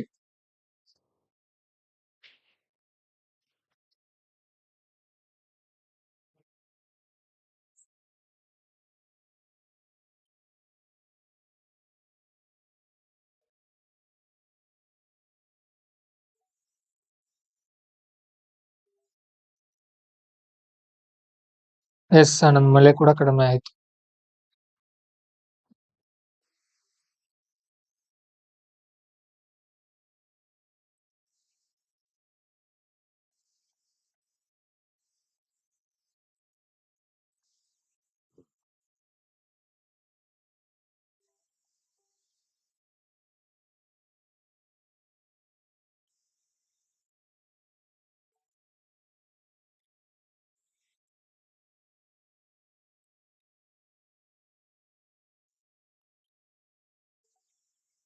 ಹಾಗೆ ಕಲ್ತು ಒಂದ್ ಎಸೆಯೋಕ್ ಬರ್ತಾ ಇರ್ಲಿಲ್ವಾ? ಇಷ್ಟಾಕ್ ಚೂಪಾಗಿ ಮಾಡ್ತಾ ಇದ್ರು ಅವರು. ಒಂದ್ ದೊಡ್ಡ ಕಲ್ ತಗೊಂಡ್ ಹೋಗಿದ್ರೆ ಆಯ್ತಲ್ಲ, ಪ್ರಾಣಿಗಳಿಗೆ ಹಿಂಗ್ಯಾಕ್ ಮಾಡ್ತಾ ಇದ್ರು? ಇಷ್ಟಾಕ್ ಕಷ್ಟ ಪಡ್ಬೇಕಾಗಿತ್ತು ಅವರು. ಆ ಪ್ರಾಣಿ ಸಾಯ್ಬೇಕು ಅದು ಚುಚ್ಚಿ, ಆ ಕಾರಣಕ್ಕ ಈ ತರ ರೆಡಿ ಮಾಡ್ಕೊಳ್ತಾ ಇದಾರೆ ನೋಡ್ರಿ. ಓಕೆ, ಇದನ್ನ ಎಂತ ಟೆಕ್ನಿಕ್ ಅಂತ ಕರೀತಾರೆ? ಲೆವೆಲಾಯ್ಸ್ ಟೆಕ್ನಿಕ್ ಅಂತ ಕರೀತಾರೆ. ನೆನ್ಪಿಟ್ಕೊಳ್ಳಿ, ಪ್ರಿಲಿಮ್ಸ್ ಅಲ್ಲಿ ಕೇಳ್ಬೋದು ಇದನ್ನ. ಇದೊಂದು ಟೆಕ್ನಿಕ್ ಅನ್ನ ಟೂಲ್ ಮಾಡೋಕೆ ಆ ಕಾಲದಲ್ಲಿ ಮಿಡಲ್ ಪ್ಯಾಲಿಯೋಲಿಥಿಕ್ ಏಜ್ ನಲ್ಲಿ ಯೂಸ್ ಮಾಡ್ತಾ ಇದ್ರು. ಇದಾದ್ಮೇಲೆ ಬಂದದ್ದು ಅಪ್ಪರ್ ಅಥವಾ ಲೇಟರ್ ಪ್ಯಾಲಿಯೋಲಿಥಿಕ್ ಏಜ್ ಅಂತ ಕರೀತಾರೆ. So it is parallel sided tool ಗಳನ್ನ ಮಾಡೋಕೆ ಆರಂಭ ಮಾಡಿದ್ರು. ಪ್ಯಾರಲಲ್ ಸೈಡೆಡ್ ಟೂಲ್ಸ್ ಅಂತ ಅಂದ್ರೆ ಎರಡೂ ಬದಿ ಸಮನಾಗಿರೋದು. ಹಾಗೇನೆ ಬ್ಲೇಡ್ಸ್, ಬುರಿನ್ಸ್, ಆಮೇಲೆ ಹೋಮೋಸೇಪಿಯನ್ಸ್ ಗಳನ್ನ ಈ ಟೈಮ್ ನಲ್ಲಿ, ಹೋಮೋಸೇಪಿಯನ್ಸ್ ಅಂದ್ರೆ ನಾವೇ ಮನುಷ್ಯರು, ಓಕೆ, ಈ ಟೈಮ್ ನಲ್ಲಿ ಕಂಡು ಬರೋಕ್ ಸ್ಟಾರ್ಟ್ ಆದ್ರು ಅಂತ ಹೇಳ್ತಾರೆ ನೋಡ್ರಿ. ಇಲ್ಲೆಲ್ಲ ಚಿತ್ರಗಳನ್ನ ನಾನು ಕೊಟ್ಟಿದ್ದೀನಿ ನಿಮ್ಗೆ. ಬುರಿನ್ ಅಂತ ಅಂದ್ರೆ ಇದು, ಬುರಿನ್ ಅಂತ ಇದೆಲ್ಲ ಈ ತರ ಇದನ್ನ ಹೀಗೆ ಎಸೆದ್ ಬಿಟ್ಟು ಸುತ್ತೋದು. ಇದಿಷ್ಟು ಯಾವ ಒಂದು ಯುಗ? ಪ್ಯಾಲಿಯೋಲಿಥಿಕ್. ಸೊ ಇನ್ನೊಂದ್ಸಾರಿ ರಿವಿಷನ್ ಮಾಡಿ ನೋಡ್ರಿ. ಫಸ್ಟ್ ಯಾವುದು? ಪ್ರೀ ಹಿಸ್ಟ್ರಿನಲ್ಲಿ ಸ್ಟೋನ್ ಏಜ್. ಸ್ಟೋನ್ ಏಜ್ ನಲ್ಲಿ ಯಾವ್ದನ್ನ ಕಲಿತಾ ಇದ್ದೀವಿ ನಾವು? ಪ್ಯಾಲಿಯೋಲಿಥಿಕ್. ಪ್ಯಾಲಿಯೋಲಿಥಿಕ್ ನಲ್ಲಿ ಎಷ್ಟು ವಿಧ? 3: ಅರ್ಲಿ, ಮಿಡಲ್ ಮತ್ತೆ ನಿಯೋ ಅಂತ ಹೇಳಿ ಕಂಡು ಬರುತ್ತೆ. ಸೊ ಸಾಮಾನ್ಯವಾಗಿ ಲೇಟರ್. ಓಕೆ, ಸೊ ಈ ಸಾಮಾನ್ಯವಾಗಿ ಪ್ಯಾಲಿಯೋಲಿಥಿಕ್ ಅಂದ ತಕ್ಷಣ ಯಾವ ಪ್ಲೇಸ್ ಗಳು ನೆನ್ಪು ಬರ್ಬೇಕು ನಿಮ್ಗೆ? ಫಸ್ಟ್ ಪ್ಲೇಸ್ ರಾಜಸ್ಥಾನದ ದಿದ್ವಾನ, ಮಧ್ಯಪ್ರದೇಶದ, ನೀವು ಹೆಸರು ಬರೀ ಪ್ಲೇಸ್ ನೆನ್ಪಿಟ್ಕೊಳ್ಬೇಡ್ರಿ, ರಾಜ್ಯ ಜೊತೆ ನೆನ್ಪಿಟ್ಕೊಳ್ರಿ. ಹೇಗಂದ್ರೆ ರಾಜಸ್ಥಾನದ ದಿದ್ವಾಣ, ಮಧ್ಯಪ್ರದೇಶದ ಬಿಂಬೇಟ್ಕ, ಮೇಘಾಲಯದ ಗಾರೋ ಹಿಲ್ಗಳು ಮತ್ತು ಕರ್ನಾಟಕದಲ್ಲಿ ಗುಲ್ಬರ್ಗಾದಲ್ಲಿ ಕಂಡು ಬರುತ್ತೆ.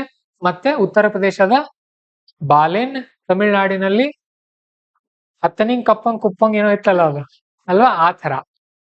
ಓಕೆ, ಸೊ ಇವಿಷ್ಟು ಪ್ಲೇಸ್ಗಳು ಸಾಮಾನ್ಯವಾಗಿ ಆ ಟೈಮಲ್ಲಿ ಇದ್ವು. ಓಕೆ, ಇಲ್ಲಿ ನೋಡಿ ಈ ಚಿತ್ರಗಳನ್ನ ಕೊಟ್ಟಿದ್ದಾರೆ ಇವರು. ಈ ಚಿತ್ರದಲ್ಲಿ ಕೆಳಗಡೆ ಈ ತರ ಕೊಟ್ಟಿರ್ತಾರಲ್ಲ ಸಿಂಬಾಲ್ಗಳು, ಈ ಸಿಂಬಾಲ್ ಅಂದ್ರೆ ಏನು ಅಂತ ಕೊಟ್ಟಿರ್ತಾರಲ್ಲ. ಈ ತರ ಸಿಂಬಾಲ್ ಇದ್ರೆ ಅದನ್ನ ಪ್ಯಾಲಿಯೋಲಿಥಿಕ್ ಏಜ್ ಅಂತ ಕರಿಬಹುದು ನಾವು, ನೆನ್ಪಿಟ್ಕೊಡ್ರಿ. ಸಾಮಾನ್ಯವಾಗಿ ಈ ತರ ಬ್ಲಾಕ್ ಇದ್ರೆ. ಓಕೆ, ಇವೆಲ್ಲ ಇದೆ ಇಲ್ಲಿ, ಬಹಳ ಇವೆ. ನಾವು ಅಷ್ಟೆಲ್ಲ ಡೀಪ್ ಆಗಿ ಹೋಗೋದು ಬೇಡ. ನಾನು ಏನ್ ಕ್ಲಾಸ್ ಹೇಳುವಾಗ ಹೇಳಿದ್ದೀನಲ್ಲ ಅಷ್ಟು ನೆನ್ಪಿಟ್ಕೊಡ್ರಿ ಸಾಕು. ಅನಿಮಲ್ಸ್ ಚರ್ಮ ದಪ್ಪ ಇರುತ್ತೆ. Very good, very good Vishweshwar. Next ಬಂದು ನೋಡಿ ಸ್ಟೋನ್ ಏಜ್ ಆರ್ಟ್ ಅಂತ ಬರುತ್ತೆ. ನೆಕ್ಸ್ಟ್ ಬರೋದು ನಮಗೆ ಸ್ಟೋನ್ ಏಜ್ ಆರ್ಟ್. ಸ್ಟೋನ್ ಅಂತ ಅಂದ್ರೆ ಶಿಲಾಯುಗದ ಕಲೆಯ ಬಗ್ಗೆ ನಾವು ನೋಡೋದಾದ್ರೆ,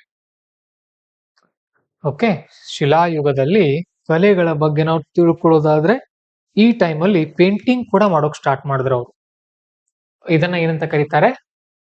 ಪೇಂಟಿಂಗ್ ಅಂದ್ರೆ ಕೆತ್ತೋದಿರ್ಬೋದು ಕಲ್ಲಿನಿಂದ, ಅದನ್ನ ಏನ್ ಮಾಡೋದು, ಪೇಂಟಿಂಗ್ ಮಾಡೋದಿರ್ಬೋದು. ಪೆಟ್ರೋಗ್ಲಿಪ್ಸ್ ಆರ್ಟ್ ಆನ್ ರಾಕ್ಸ್, ಇದನ್ನ ಏನಂತ ಕರೀತಾರೆ? ಪೆಟ್ರೋಗ್ಲಿಪ್ಸ್ ಅಂತ ಕರೀತಾರೆ. ಈ ಚಿತ್ರಗಳನ್ನ ತೆಗಿತಾರಲ್ಲ ಇದನ್ನ ಏನಂತ ಕರೀತಾರೆ? ಪೆಟ್ರೋಗ್ಲಿಪ್ಸ್ ಅಂತ ಕರೀತಾರೆ. Animals are predominant motives. Motif ಅಂದ್ರೆ ಡಿಸೈನ್. ಏನು ಶಿಲಾಯುಗದ ಮನುಷ್ಯ ಚಿತ್ರಗಳನ್ನ ತೆಗಿತಾ ಇದ್ನಲ್ಲ, ಸೊ ಆ ಚಿತ್ರಗಳಲ್ಲಿ ಹೆಚ್ಚು ಕಂಡು ಬರ್ತಾ ಇದ್ದಂಥದ್ದು ಅಂತ ಅಂದ್ರೆ ಪ್ರಾಣಿಗಳು, ಅನಿಮಲ್ಗಳ ಚಿತ್ರ ಜಾಸ್ತಿ ಕಂಡು ಬರ್ತಾ ಇತ್ತು. ಓಕೆ, ಹಾಗೇನೆ ನಮ್ಗೆ ಸಾಮಾನ್ಯವಾಗಿ ಒಂದು ಬಿಂಬೇಟ್ಕಾದಲ್ಲಿ ಒಂದು ಅಡಿಟೋರಿಯಂ ಕೇವ್ ಅಂತ ಇದೆ. ಈಗ ಹೆಸರಿದಕ್ಕೆ ಅಡಿಟೋರಿಯಂ ಅಂತ ಇಟ್ಟಿದ್ದಾರೆ, ಯಾಕಂದ್ರೆ ಬಹಳಷ್ಟು ಚಿತ್ರಗಳು ಕಂಡು ಬರುತ್ತೆ ಇಲ್ಲಿ. ಇಲ್ಲಿ ಪ್ಯಾಲಿಯೋಲಿಥಿಕ್ ಮತ್ತೆ ಮೀಸೋಲಿಥಿಕ್ ಯುಗದ ಚಿತ್ರಗಳು ನಮಗೆ ಕಂಡು ಬರುತ್ತೆ. ಎಲ್ಲಿ? ಬಿಂಬೇಟ್ಕಾದಲ್ಲಿ. ಆ ಕೇವ್ನ ಹೆಸರು ಏನಿದೆ? ಅಡಿಟೋರಿಯಂ ಕೇವ್ ಅಂತ ಕರಿತೀವಿ. ಹಾಗೇನೆ ಆಸ್ಟ್ರಿಚ್ ಎಗ್ ಆರ್ಟ್ ಅಂತ ಬರುತ್ತೆ.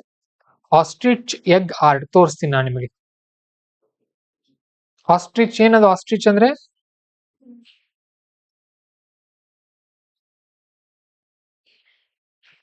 ಎಸ್, ಇದ್ ನೋಡ್ರಿ ಆಸ್ಟ್ರಿಚ್ ಎಗ್ ಆರ್ಟ್ ಅಂತ ಕರೀತಾರೆ ಇದನ್ನ. ಈ ತರ ಮೊಟ್ಟೆ ಮೇಲೆ ಈ ತರ ನೋಡ್ರಿ ಆಸ್ಟ್ರಿಚ್ ಎಗ್ ಆರ್ಟ್ಗಳು ನಮಗೆ ಸಾಮಾನ್ಯವಾಗಿ ಆ ಕಾಲದಲ್ಲಿ ಕಂಡು ಬಂದಿದೆ. ಇಷ್ಟ ಚೆನ್ನಾಗಿರ್ಲಿಲ್ಲ ಆಗಿನ ಕಾಲದಲ್ಲಿ, ಸಿಂಪಲ್ ಆಗಿ ಕೆತ್ತಾ ಇದ್ರು ಅವರಷ್ಟೇ. ಯಾವ ಕಾಲ? ಈ ಪ್ಯಾಲಿಯೋಲಿಥಿಕ್ ಏಜ್ ನ ಟೈಮ್ ನಲ್ಲಿ. ಓಕೆ, ಇದೆ ನೋಡ್ರಿ ಬಿಂಬೇಟ್ಕಾದ ಕೇವ್ ಅಂತಾರಲ್ಲ, ಅಡಿಟೋರಿಯಂ ಕೇವ್ ಅಂದ್ರೆ ಬಿಂಬೇಟ್ಕಾದಲ್ಲಿ ಕಂಡು ಬರುತ್ತೆ ನಮಗೆ. ಬಿಂಬೇಟ್ಕಾ ಎಲ್ಲಿದೆ? ಮಧ್ಯಪ್ರದೇಶನಲ್ಲಿ. ಯೂಟ್ಯೂಬ್ ಅಲ್ಲಿ ಇವತ್ತೊಂದು 2 ನಿಮಿಷ ನೋಡ್ರಿ, ತುಂಬಾ ಚೆನ್ನಾಗಿದೆ ಅದು. ಬಿಂಬೇಟ್ಕಾ ಯಾವ ತರ ಇದೆ ಅಂತ ಹೇಳಿ ಗೊತ್ತಾಗತ್ತೆ ನಿಮ್ಗೆ. ಸರಿ, ಆ ಟೈಮಲ್ಲಿ ಈ ಪ್ಯಾಲಿಯೋಲಿಥಿಕ್ ಜನ ಇದ್ರಲ್ಲ, ಈ ಜನರ ಜೀವನ ಶೈಲಿ ಹೇಗಿತ್ತು ಅಂತ ನಾವು ನೋಡೋದಾದ್ರೆ, ಬಿಂಬೇಟ್ಕಾ ಮಧ್ಯಪ್ರದೇಶ ಮತ್ತು ಕರ್ನಾಟಕದ ಹುಣಸಿಗೆಯಲ್ಲಿ ನಮಗೆ ಕಂಟಿನ್ಯೂಸ್ ಆಕ್ಯುಪೇಷನ್ ಕಂಡು ಬರುತ್ತೆ. ಆಕ್ಯುಪೇಷನ್ ಅಂತ ಅಂದ್ರೆ ವಸತಿ ಇದ್ರು ಈ ಭಾಗದಲ್ಲಿ. ಅವರು ಜಾಸ್ತಿ ಜನ ಜಾಸ್ತಿ ದಿನಗಳ ಕಾಲ ವಸತಿ ಇದ್ರು. ಹಾಗೇನೆ ಇನ್ನು ಬೇರೆ ಬೇರೆ ಕಡೆ ನೋಡೋದಾದ್ರೆ ನಾವು ಬ್ಯಾಂಡ್ ಸೊಸೈಟಿ ಕಂಡು ಬರ್ತಾ ಇತ್ತು ನಮ್ಗೆ. Shifting from one place to other, so name is camp band society ಅಂತ ಕರೀತಾರೆ. ಸಾಮಾನ್ಯವಾಗಿ ವಸತಿ ಇದ್ದದ್ದು ಎಲ್ಲಿ? ಅವರು ಪ್ಯಾಲಿಯೋಲಿಥಿಕ್ ಏಜ್ ನವರು ಬಿಂಬೇಟ್ಕಾದ ಸುತ್ತಮುತ್ತ. ಏನಾದ್ರು ಕನ್ಫ್ಯೂಸ್ ಆಯ್ತಾ? ಹಾ, ಕಂಟಿನ್ಯೂಸ್ ಆಕ್ಯುಪೇಷನ್ ಅಲ್ಲೇ ಇರೋದು. ಆಕ್ಯುಪೈ ಅಂತ ಅಂದ್ರೆ ಏನು? ವಶಪಡಿಸಿಕೊಳ್ಳೋದು ಅಂತಾರಲ್ಲ, ಆ ತರ ಇದ್ರೆ ಅವರಲ್ಲಿ ಸಾಮಾನ್ಯವಾಗಿ. ಬಿಂಬೇಟ್ಕಾ ಮತ್ತು ಹುಣಸಿಗೆಯಲ್ಲಿ ಬಹಳ ದೀರ್ಘಕಾಲ ವಸತಿ ಇರ್ತಾ ಇದ್ರು. ಇನ್ನು ಬೇರೆ ಕಡೆ ಎಲ್ಲ ಏನ್ ಕಂಡು ಬರ್ತಾ ಇತ್ತು ನೋಡ್ರಿ? Band society. ಪ್ರಿಲಿಮ್ಸ್ ಆಗಿ ಕೇಳ್ತಾರೆ, ಬ್ಯಾಂಡ್ ಸೊಸೈಟಿ ಮೀನ್ಸ್ ಅಂತ ಕೇಳ್ಬಿಡ್ತಾರೆ. ಏನದರ ಅರ್ಥ? ಒಂದೇ ಕಡೆ ಇರ್ತಾ ಇರಲಿಲ್ಲ, ಇವರು ಶಿಫ್ಟ್ ಆಗ್ತಾ ಇದ್ರು. ಒಂದ್ ಸಾರಿ ಒಂದ್ ಕಡೆ, ಮತ್ತೊಂದ್ ಸಾರಿ ಒಂದ್ ಕಡೆ, ಬೇರೆ ಕಡೆ ಹೋಗ್ತಾ ಇರೋದು. ಓಕೆ, ದೆನ್ ಓಕೆ, ಇಲ್ಲಿ ನೋಡಿ ಈ ಬ್ಯಾಂಡ್ ಸೊಸೈಟಿ ಅಂತ ಅಂದ್ರೆ ಇವ್ರು ಒಂದ್ ಕಡೆಯಿಂದ ಮತ್ತೊಂದ್ ಕಡೆಗೆ ತಮ್ಗೆ ಇಷ್ಟ ಬಂದಾಗ ಹೋಗ್ತಾ ಇದ್ರು. ಅದನ್ನ ನಾವ್ ಏನಂತ ತಿಳ್ಕೊಂಡಿದೀವಿ? ಒಂದು ಮಿಸ್ಕನ್ಸೆಪ್ಷನ್ ಇದೆ ನಮ್ ಕಡೆ. ನಾವೇನ್ ತಿಳ್ಕೊಂಡಿದೀವಿ ಅಂದ್ರೆ ಅವರು ಪಾಪ ಕಂಟಿನ್ಯೂಸ್ ಆಗಿ ಸ್ಟ್ರಗಲ್ ಮಾಡ್ತಾ ಇದ್ರು ಟು ಸರ್ವೈವಲ್, ಅಂದ್ರೆ ಬದುಕೋಕೆ ತುಂಬಾ ಕಷ್ಟ ಪಡ್ತಾ ಇದ್ರು ಅಂತ ನಾವು ತಿಳ್ಕೊಂಡಿದೀವಿ. ಹಾಗೇನಿಲ್ಲ, ಅವ್ರು ಒಂದೇ ಕಡೆ ಇರೋಕೆ ಇಷ್ಟ ಇರಲಿಲ್ಲ. ಅವ್ರೇನ್ ಮಾಡ್ತಾ ಇದ್ರು ಅಂದ್ರೆ ಒಂದ್ ಕಡೆಯಿಂದ ಮತ್ತೊಂದ್ ಕಡೆಗೆ ಹೋಗ್ತಾ ಇದ್ರು. ಚಲನಶೀಲ ಜೀವನ ಅವ್ರದ್ದು ಆಗಿನ ಕಾಲದಲ್ಲಿ. Okay, then more gatherers than hunters. ನೆನ್ಪಿಟ್ಕೊಳ್ಳಿ, ಈ ಟೈಮ್ ನಲ್ಲಿ ಎಂತ ಜನ ಇದ್ರು ಅಂದ್ರೆ ಇವರು ಮೋರ್ ಗ್ಯಾದರ್ಸ್ ದ್ಯಾನ್ ಹಂಟರ್ಸ್. ಅಂದ್ರೆ ಬೇಟೆಗಾರರಿಗಿಂತ ಯಾರ ಸಂಖ್ಯೆ ಜಾಸ್ತಿ ಇತ್ತು? ಗ್ಯಾದರ್ಗಳ, ಅಂದ್ರೆ ಬೇಟೆ ಆಡೋರ ಸಂಖ್ಯೆ ಕಡಿಮೆ, ಅದನ್ನ ಬೇಟೆ ಆಡಿದ್ದನ್ನ ತಂದು ಶೇಖರಣೆ ಮಾಡೋರ ಸಂಖ್ಯೆ ಜಾಸ್ತಿ ಇತ್ತು. ಈ ತರ ಹಿಂದಿನ ಕಾಲದಲ್ಲಿ ಪ್ಯಾಲಿಯೋಲಿಥಿಕ್ ಯುಗದಲ್ಲಿ ಇತ್ತು ಅಂತ ಹೇಳ್ತಾ ಇದ್ದಾರೆ. Ostriches were found in India during palaeolithic age, which size holds the proof of that? Okay, ಒಂದು ಪ್ರಶ್ನೆ ಇದೆ ನೋಡ್ರಿ. ಆಸ್ಟ್ರಿಚ್ ಎಗ್ಗಳು ನಮಗೆ ಭಾರತದ ಇತಿಹಾಸದಲ್ಲಿ ಕಂಡು ಬಂದಿವೆ ಅಂತೆ. ಈ ಕೆಳಗಿನ ಪ್ಲೇಸ್ ನಲ್ಲಿ ಎಲ್ಲಿದೆ ಅದು ಹೆಚ್ಚು ಅಂತ ಕೇಳ್ತಾ ಇದ್ದಾರೆ. ಆನ್ಸರ್ ಇದೆಯಾ? ಅಲ್ಲೇ ಇರ್ಬೋದು ನೋಡ್ರಿ, ಮೂಲೆಯಲ್ಲಿ. ಕೊಟ್ಟಿಲ್ವಾ? ಕೊಟ್ಟಿಲ್ಲ ಅಂದ್ರೆ ಆನ್ಸರ್ ಇಲ್ಲಿದೆ ನೋಡ್ರಿ, ಪಾಟ್ನೆ, ಕೊಲ್ಹಾಪುರ್ನಲ್ಲಿ. ಈ ಭಾಗದಲ್ಲಿ ಆಸ್ಟ್ರಿಚ್ ಎಗ್ಗಳು ಕಂಡು ಬಂದಿವೆ ನಮ್ಗೆ. ಓಕೆ, ಆನ್ಸರ್ ಮಾರ್ಕ್ ಮಾಡ್ಕೊಳ್ರಿ ಅಲ್ಲೇ.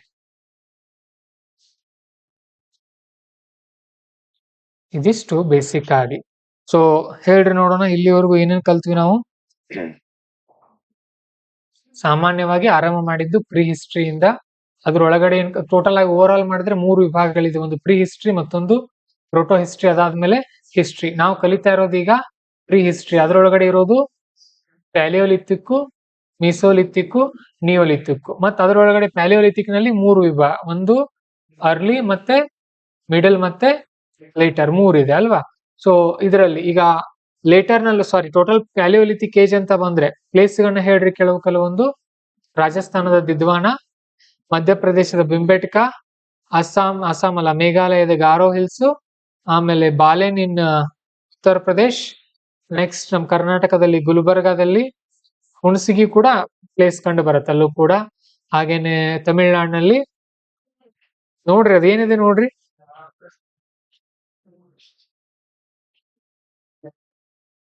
ಅಟ್ಟಿರಂ ಪಕ್ಕಂ ಅನ್ನೋದು ತಮಿಳ್ನಾಡಲ್ಲಿ. ಇವಿಷ್ಟು ಇಂಪಾರ್ಟೆಂಟ್ ಪ್ಲೇಸ್ಗಳು. ಸೊ ಈ ಟೈಮ್ ನಲ್ಲಿ ಚಿತ್ರಗಳನ್ನ ಕೆತ್ತಿರೋದು ಎಲ್ಲಿ ಕಂಡು ಬರ್ತಾ ಇದೆ ನಮಗೆ? ಚಿತ್ರಗಳನ್ನ ಕೆತ್ತಿರೋದು ಬಿಂಬೇಟಿಕಾ ಪ್ಲೇಸ್ ನಲ್ಲಿ. ಅದೊಂದು ಕೇವ್ ಇದೆಯಲ್ಲ, ಅದ್ರ ಹೆಸರು ಏನಿದೆ? ಐಟೋರಿಯಂ ಕೇವ್ ಅಂತ ಇದೆ.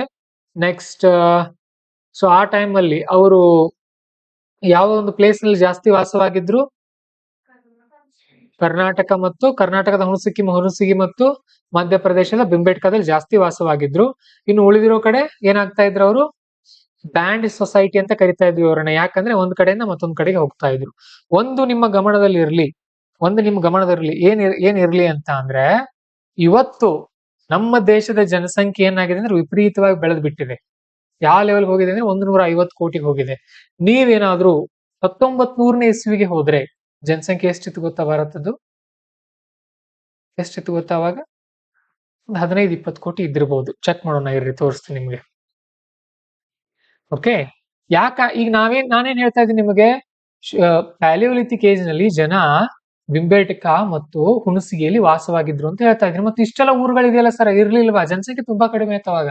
ತುಂಬಾ ಅಂದ್ರೆ ತುಂಬಾ ಕಡಿಮೆ. ನೋಡೋಣ ಈಗ 1900ನೇ ಇಸ್ವಿಯಲ್ಲಿ ಇಂಡಿಯನ್ ಪಾಪ್ಯುಲೇಷನ್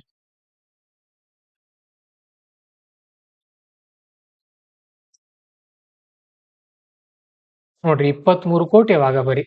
ಇವತ್ತು ಉತ್ತರ ಪ್ರದೇಶದಲ್ಲಿ ಅಷ್ಟೇ ಇದಾರೆ. ಅಷ್ಟು 238 ಮಿಲಿಯನ್ ಅಂದ್ರೆ ಎಷ್ಟು? ನಾನೇನ್ ಹೇಳಿದೀನಿ, ಲಾಸ್ಟ್ ಒಂದು ಬಿಟ್ ಒಂದು ಚುಕ್ಕೆ ಇಡೋದಲ್ಲಿ ಅದನ್ನು ಕೋಟಿ ಕನ್ವರ್ಟ್ ಆಗಿಬಿಡುತ್ತೆ ಅದು. ಸರಿ, ಹಾಗಾದ್ರೆ ಪ್ಯಾಲಿಯೋಲಿಥಿಕ್ ಏಜ್ ಹೋಗೋಣ ಇರ್ರಿ ನೋಡೋಣ. ಅಥವಾ ಇವ್ರ ಕಾಲದಲ್ಲಿ, ವಿಜಯನಗರ ಸಾಮ್ರಾಜ್ಯ ಇದ್ದ ಕಾಲದಲ್ಲಿ 1500ನೇ ಇಸ್ವಿನಲ್ಲಿ ಏನದು ಎಡಿ ಇಂಡಿಯನ್ ಪಾಪ್ಯುಲೇಷನ್, ಈ ತರ ನೀವು ಕುತೂಹಲದಿಂದ ಕಲೀರಿ. ಅವಾಗ ಎಷ್ಟಿತ್ತು ನೋಡೋಣ. ನೋಡ್ರಿ, ಎಷ್ಟಿತ್ತು ಅಂದ್ರೆ 100ರಿಂದ 120 ಮಿಲಿಯನ್. ಅಂದ್ರೆ ಎಷ್ಟು ಕೋಟಿ? 10ರಿಂದ 12 ಕೋಟಿ ಅಷ್ಟೇ ಇಡೀ ಭಾರತದ ಜನಸಂಖ್ಯೆ. ಸೊ ಅದನ್ನ ಇನ್ನೂ ಹಿಂದಕ್ಕೆ ಹೋಗೋಣ. ಈ ಮೌರ್ಯರೆಲ್ಲ ಇದ್ರಲ್ಲ ಆ ಕಾಲದಲ್ಲಿ. Okay, 1 AD.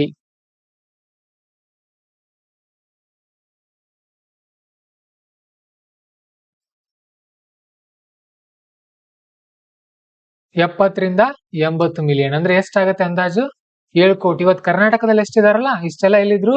ಇಡೀ ಭಾರತದ ತುಂಬಾ. ಸೊ ಇನ್ನು ಪ್ಯಾಲಿಯೋಲಿಥಿಕ್ ಏಜ್ ಅಂತ ತೆಗೆದು ನೋಡ್ಬಿಡೋಣ.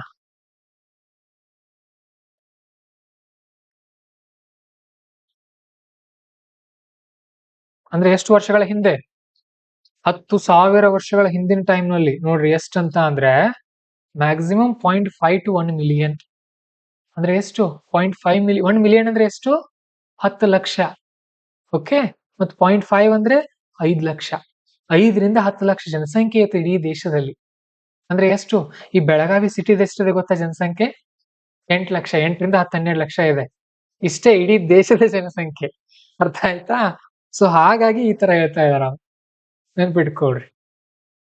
ಎಷ್ಟ್ ಜನ ಇರ್ತಾ ಇದ್ರು? 20 ರಿಂದ 50 ಜನರ ಗ್ರೂಪ್ಗಳು ಇರ್ತಾ ಇದ್ವು. ಅವುಗಳನ್ನ ಏನಂತ ಕರೀತಾರೆ? ಬ್ಯಾಂಡ್ ಸೊಸೈಟಿ ಅಂತ ಕರಿತಾ ಇದ್ರು ಅದನ್ನ. ಒಂದ್ ಕಡೆಯಿಂದ ಮತ್ತೊಂದ್ ಕಡೆಗೆ, ಒಂದ್ ಕಡೆಯಿಂದ ಮತ್ತೊಂದ್ ಕಡೆಗೆ ಹೋಗ್ತಾ ಇದ್ರು ಅವ್ರು. ಮತ್ತ್ ಅವಾಗ ನೋಡ್ರಿ, ಲೈಫ್ ಎಕ್ಸ್ಪೆಕ್ಟೆನ್ಸಿ ಎಷ್ಟಂದ್ರೆ 20 ರಿಂದ 25 ವರ್ಷ ಅಷ್ಟೇ. ಮಗುಗಳು ಹುಟ್ಟಿದ ತಕ್ಷಣ ಸತ್ತು ಬಿಡ್ತಾ ಇದ್ವು ಬಹಳಷ್ಟು ಮಗುಗಳು. ಅಷ್ಟೇ 20 ರಿಂದ 25. ಅದಕ್ಕೆ ಅವ್ರು ಏನ್ ಮಾಡ್ತಾ ಇದ್ರು? ಹೇಗಿದ್ರು 25 ವರ್ಷಕ್ಕೆ ಸಾಯೋರಿದೀವಿ, ನಡ್ರಿ ಯುದ್ಧ ಮಾಡೋಣ ಅಂತ ಯುದ್ಧ ಮಾಡೋರು. ಇವತ್ನವ್ರು ನಾವ್ ಹಾಗಿಲ್ಲ. ನಮ್ದು ಎಷ್ಟಿದೆ ಲೈಫ್ ಎಕ್ಸ್ಪೆಕ್ಟೆನ್ಸಿ? ಎಷ್ಟಿದೆ? 70 to 80 ಇದೆ ನಮ್ದು ಅಲ್ವಾ? ಸೊ ಈ ತರ ಇದೆ ನೋಡ್ರಿ. ಆ ಕಾರಣಕ್ಕಾಗಿನೇ ನಮ್ ನೋಟ್ಸ್ ಅಲ್ಲಿ ಏನ್ ಕೊಡ್ತಾರಂದ್ರೆ ಇವರು, ಅವ್ರು ಇಲ್ಲಿ ವಾಸವಾಗಿದ್ರು, ಇಲ್ಲಿ ಹೋಗಿದ್ರು ಅಂತ ಯಾಕೆ ಹೇಳ್ತಾರೆ ಅಂದ್ರೆ ಕಡಿಮೆ ಇರುತ್ತೆ ಸಂಖ್ಯೆ ಅವಾಗ. ತುಂಬಾ ಕಡಿಮೆ ಇತ್ತು ಜನಸಂಖ್ಯೆ. ಈಗ ಯಾವ ಲೆವೆಲ್ ಬೆಳೆದಿದೆ ಅಂತ ಅಂದ್ರೆ ಅದು ಅನ್ಇಮ್ಯಾಜಿನೇಬಲ್ ಲೆವೆಲ್ಗೆ ಹೋಗಿ ತಲುಪಿದೀವಿ. ಆ ಟೈಮಲ್ಲಿ ವರ್ಲ್ಡ್ ಪಾಪ್ಯುಲೇಷನ್ ನೋಡೋಣ.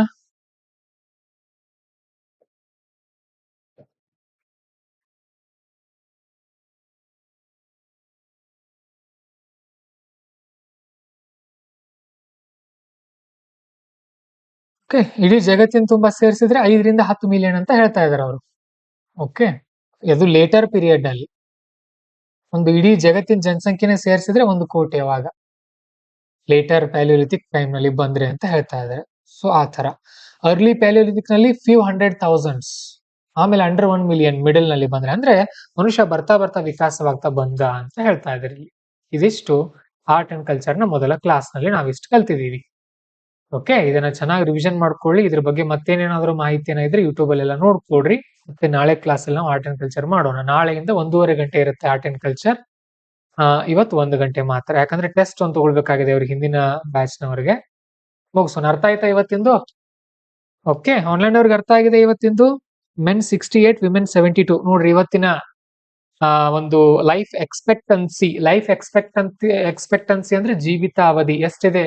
ಪುರುಷರದು 68, ಹೆಣ್ಮಕ್ಳದು 72. ಯಾಕೆ ಹೆಣ್ಮಕ್ಳು ಬಹಳ ಹೊತ್ತು ಮುದುಕಿ ಇರ್ತಾರೆ? ಆ ಪಾಪ ಅಜ್ಜ ಸತ್ತು ಹೋಗಿರ್ತಾನೆ. ಯಾಕೆ? What is the reason? ಯಾಕಂದ್ರೆ ಇದನ್ನ ನೀವು ಬರಿಬೇಕಾಗತ್ತೆ ಎಸ್ಸೆ ನಲ್ಲಿ, ಎಥಿಕ್ಸ್ ಗಳಲ್ಲೆಲ್ಲ. ಯಾಕಂದ್ರೆ women are emotionally more expressive. ಅವ್ರು ನೋಡ್ರಿ, ಇವ್ರು ಹೇಳಿರ್ತೀರಿ, ನೀವು ಯಾರಿಗೂ ಹೇಳ್ಬೇಡ್ರಿ ಇದನ್ನ, ಯಾರಿಗೂ ಹೇಳ್ಬೇಡಿ ಅಂತಾನೆ ಒಂದ್ ಸಿನಿಮಾ ಇದೆ, ಫ್ರೀ ಇದ್ದಾಗ ನೋಡ್ರಿ. ಅನಂತ್ ನಾಗ್ ಅವರು ಫ್ರಾಡ್ ಮಾಡಿರ್ತಾರೆ ಅದರಲ್ಲಿ. ಓಕೆ, ಸೊ ಅವ್ರನ್ನ ಖುಷಿಯಾದಾಗ ಹೆಣ್ಮಕ್ಳು ನಗ್ತಾರೆ, ದುಃಖ ಆದಾಗ ಅಳ್ತಾರೆ, ಸ್ನೇಹಿತರ ಜೊತೆ ಹೇಳ್ಕೊಳ್ತಾರೆ. ಹಾಗಾಗಿ ಮನಸ್ಸು ಹಗರ ಇರುತ್ತೆ. ಯಾರ ಮನಸ್ಸು ಒಳಗಡೆ ಅದನ್ನ ಇನ್ನೊಬ್ರ ಮುಂದೆ ಹೇಳ್ತಾರಲ್ಲ, ಅವ್ರು ಬಹಳಷ್ಟು ವರ್ಷ ಬದುಕ್ತಾರೆ. ಬಟ್ ಸೀಕ್ರೆಟ್ ಎಲ್ಲ ಬಿಟ್ಕೊಟ್ರೆ ಏನಾಗ್ತಾರೆ? ಎಲ್ರಿಗಿಂತ ಮುಂಚೆನೆ ಹೋಗ್ಬಿಡ್ತಾರೆ. ಸೀಕ್ರೆಟ್ ಎಲ್ಲಾನು ಬಿಟ್ಕೊಡ್ಬಾರ್ದು ಮತ್ತೆ. ಓಕೆ, ಸರಿ. ಹಾಗಾದ್ರೆ ಮತ್ತೆ ನಾವು ನಾಳೆ ಕಂಟಿನ್ಯೂ ಮಾಡೋಣ. ಆನ್ಲೈನ್ ಅವ್ರಿಗೆ ಅರ್ಥ ಆಯ್ತಾ? ಹೊಸದಾಗಿ ಇವತ್ತು ಯಾರು ಬಂದಿದ್ದೀರಿ ನೋಡಿ, ಏನಾದ್ರೂ ಮತ್ತು ಡೌಟ್ಸ್ ಗಳಿದ್ರೆ ನನಗೆ ವಾಟ್ಸ್ಆಪ್ ಅಲ್ಲಿ ಮೆಸೇಜ್ ಮಾಡಿರಿ.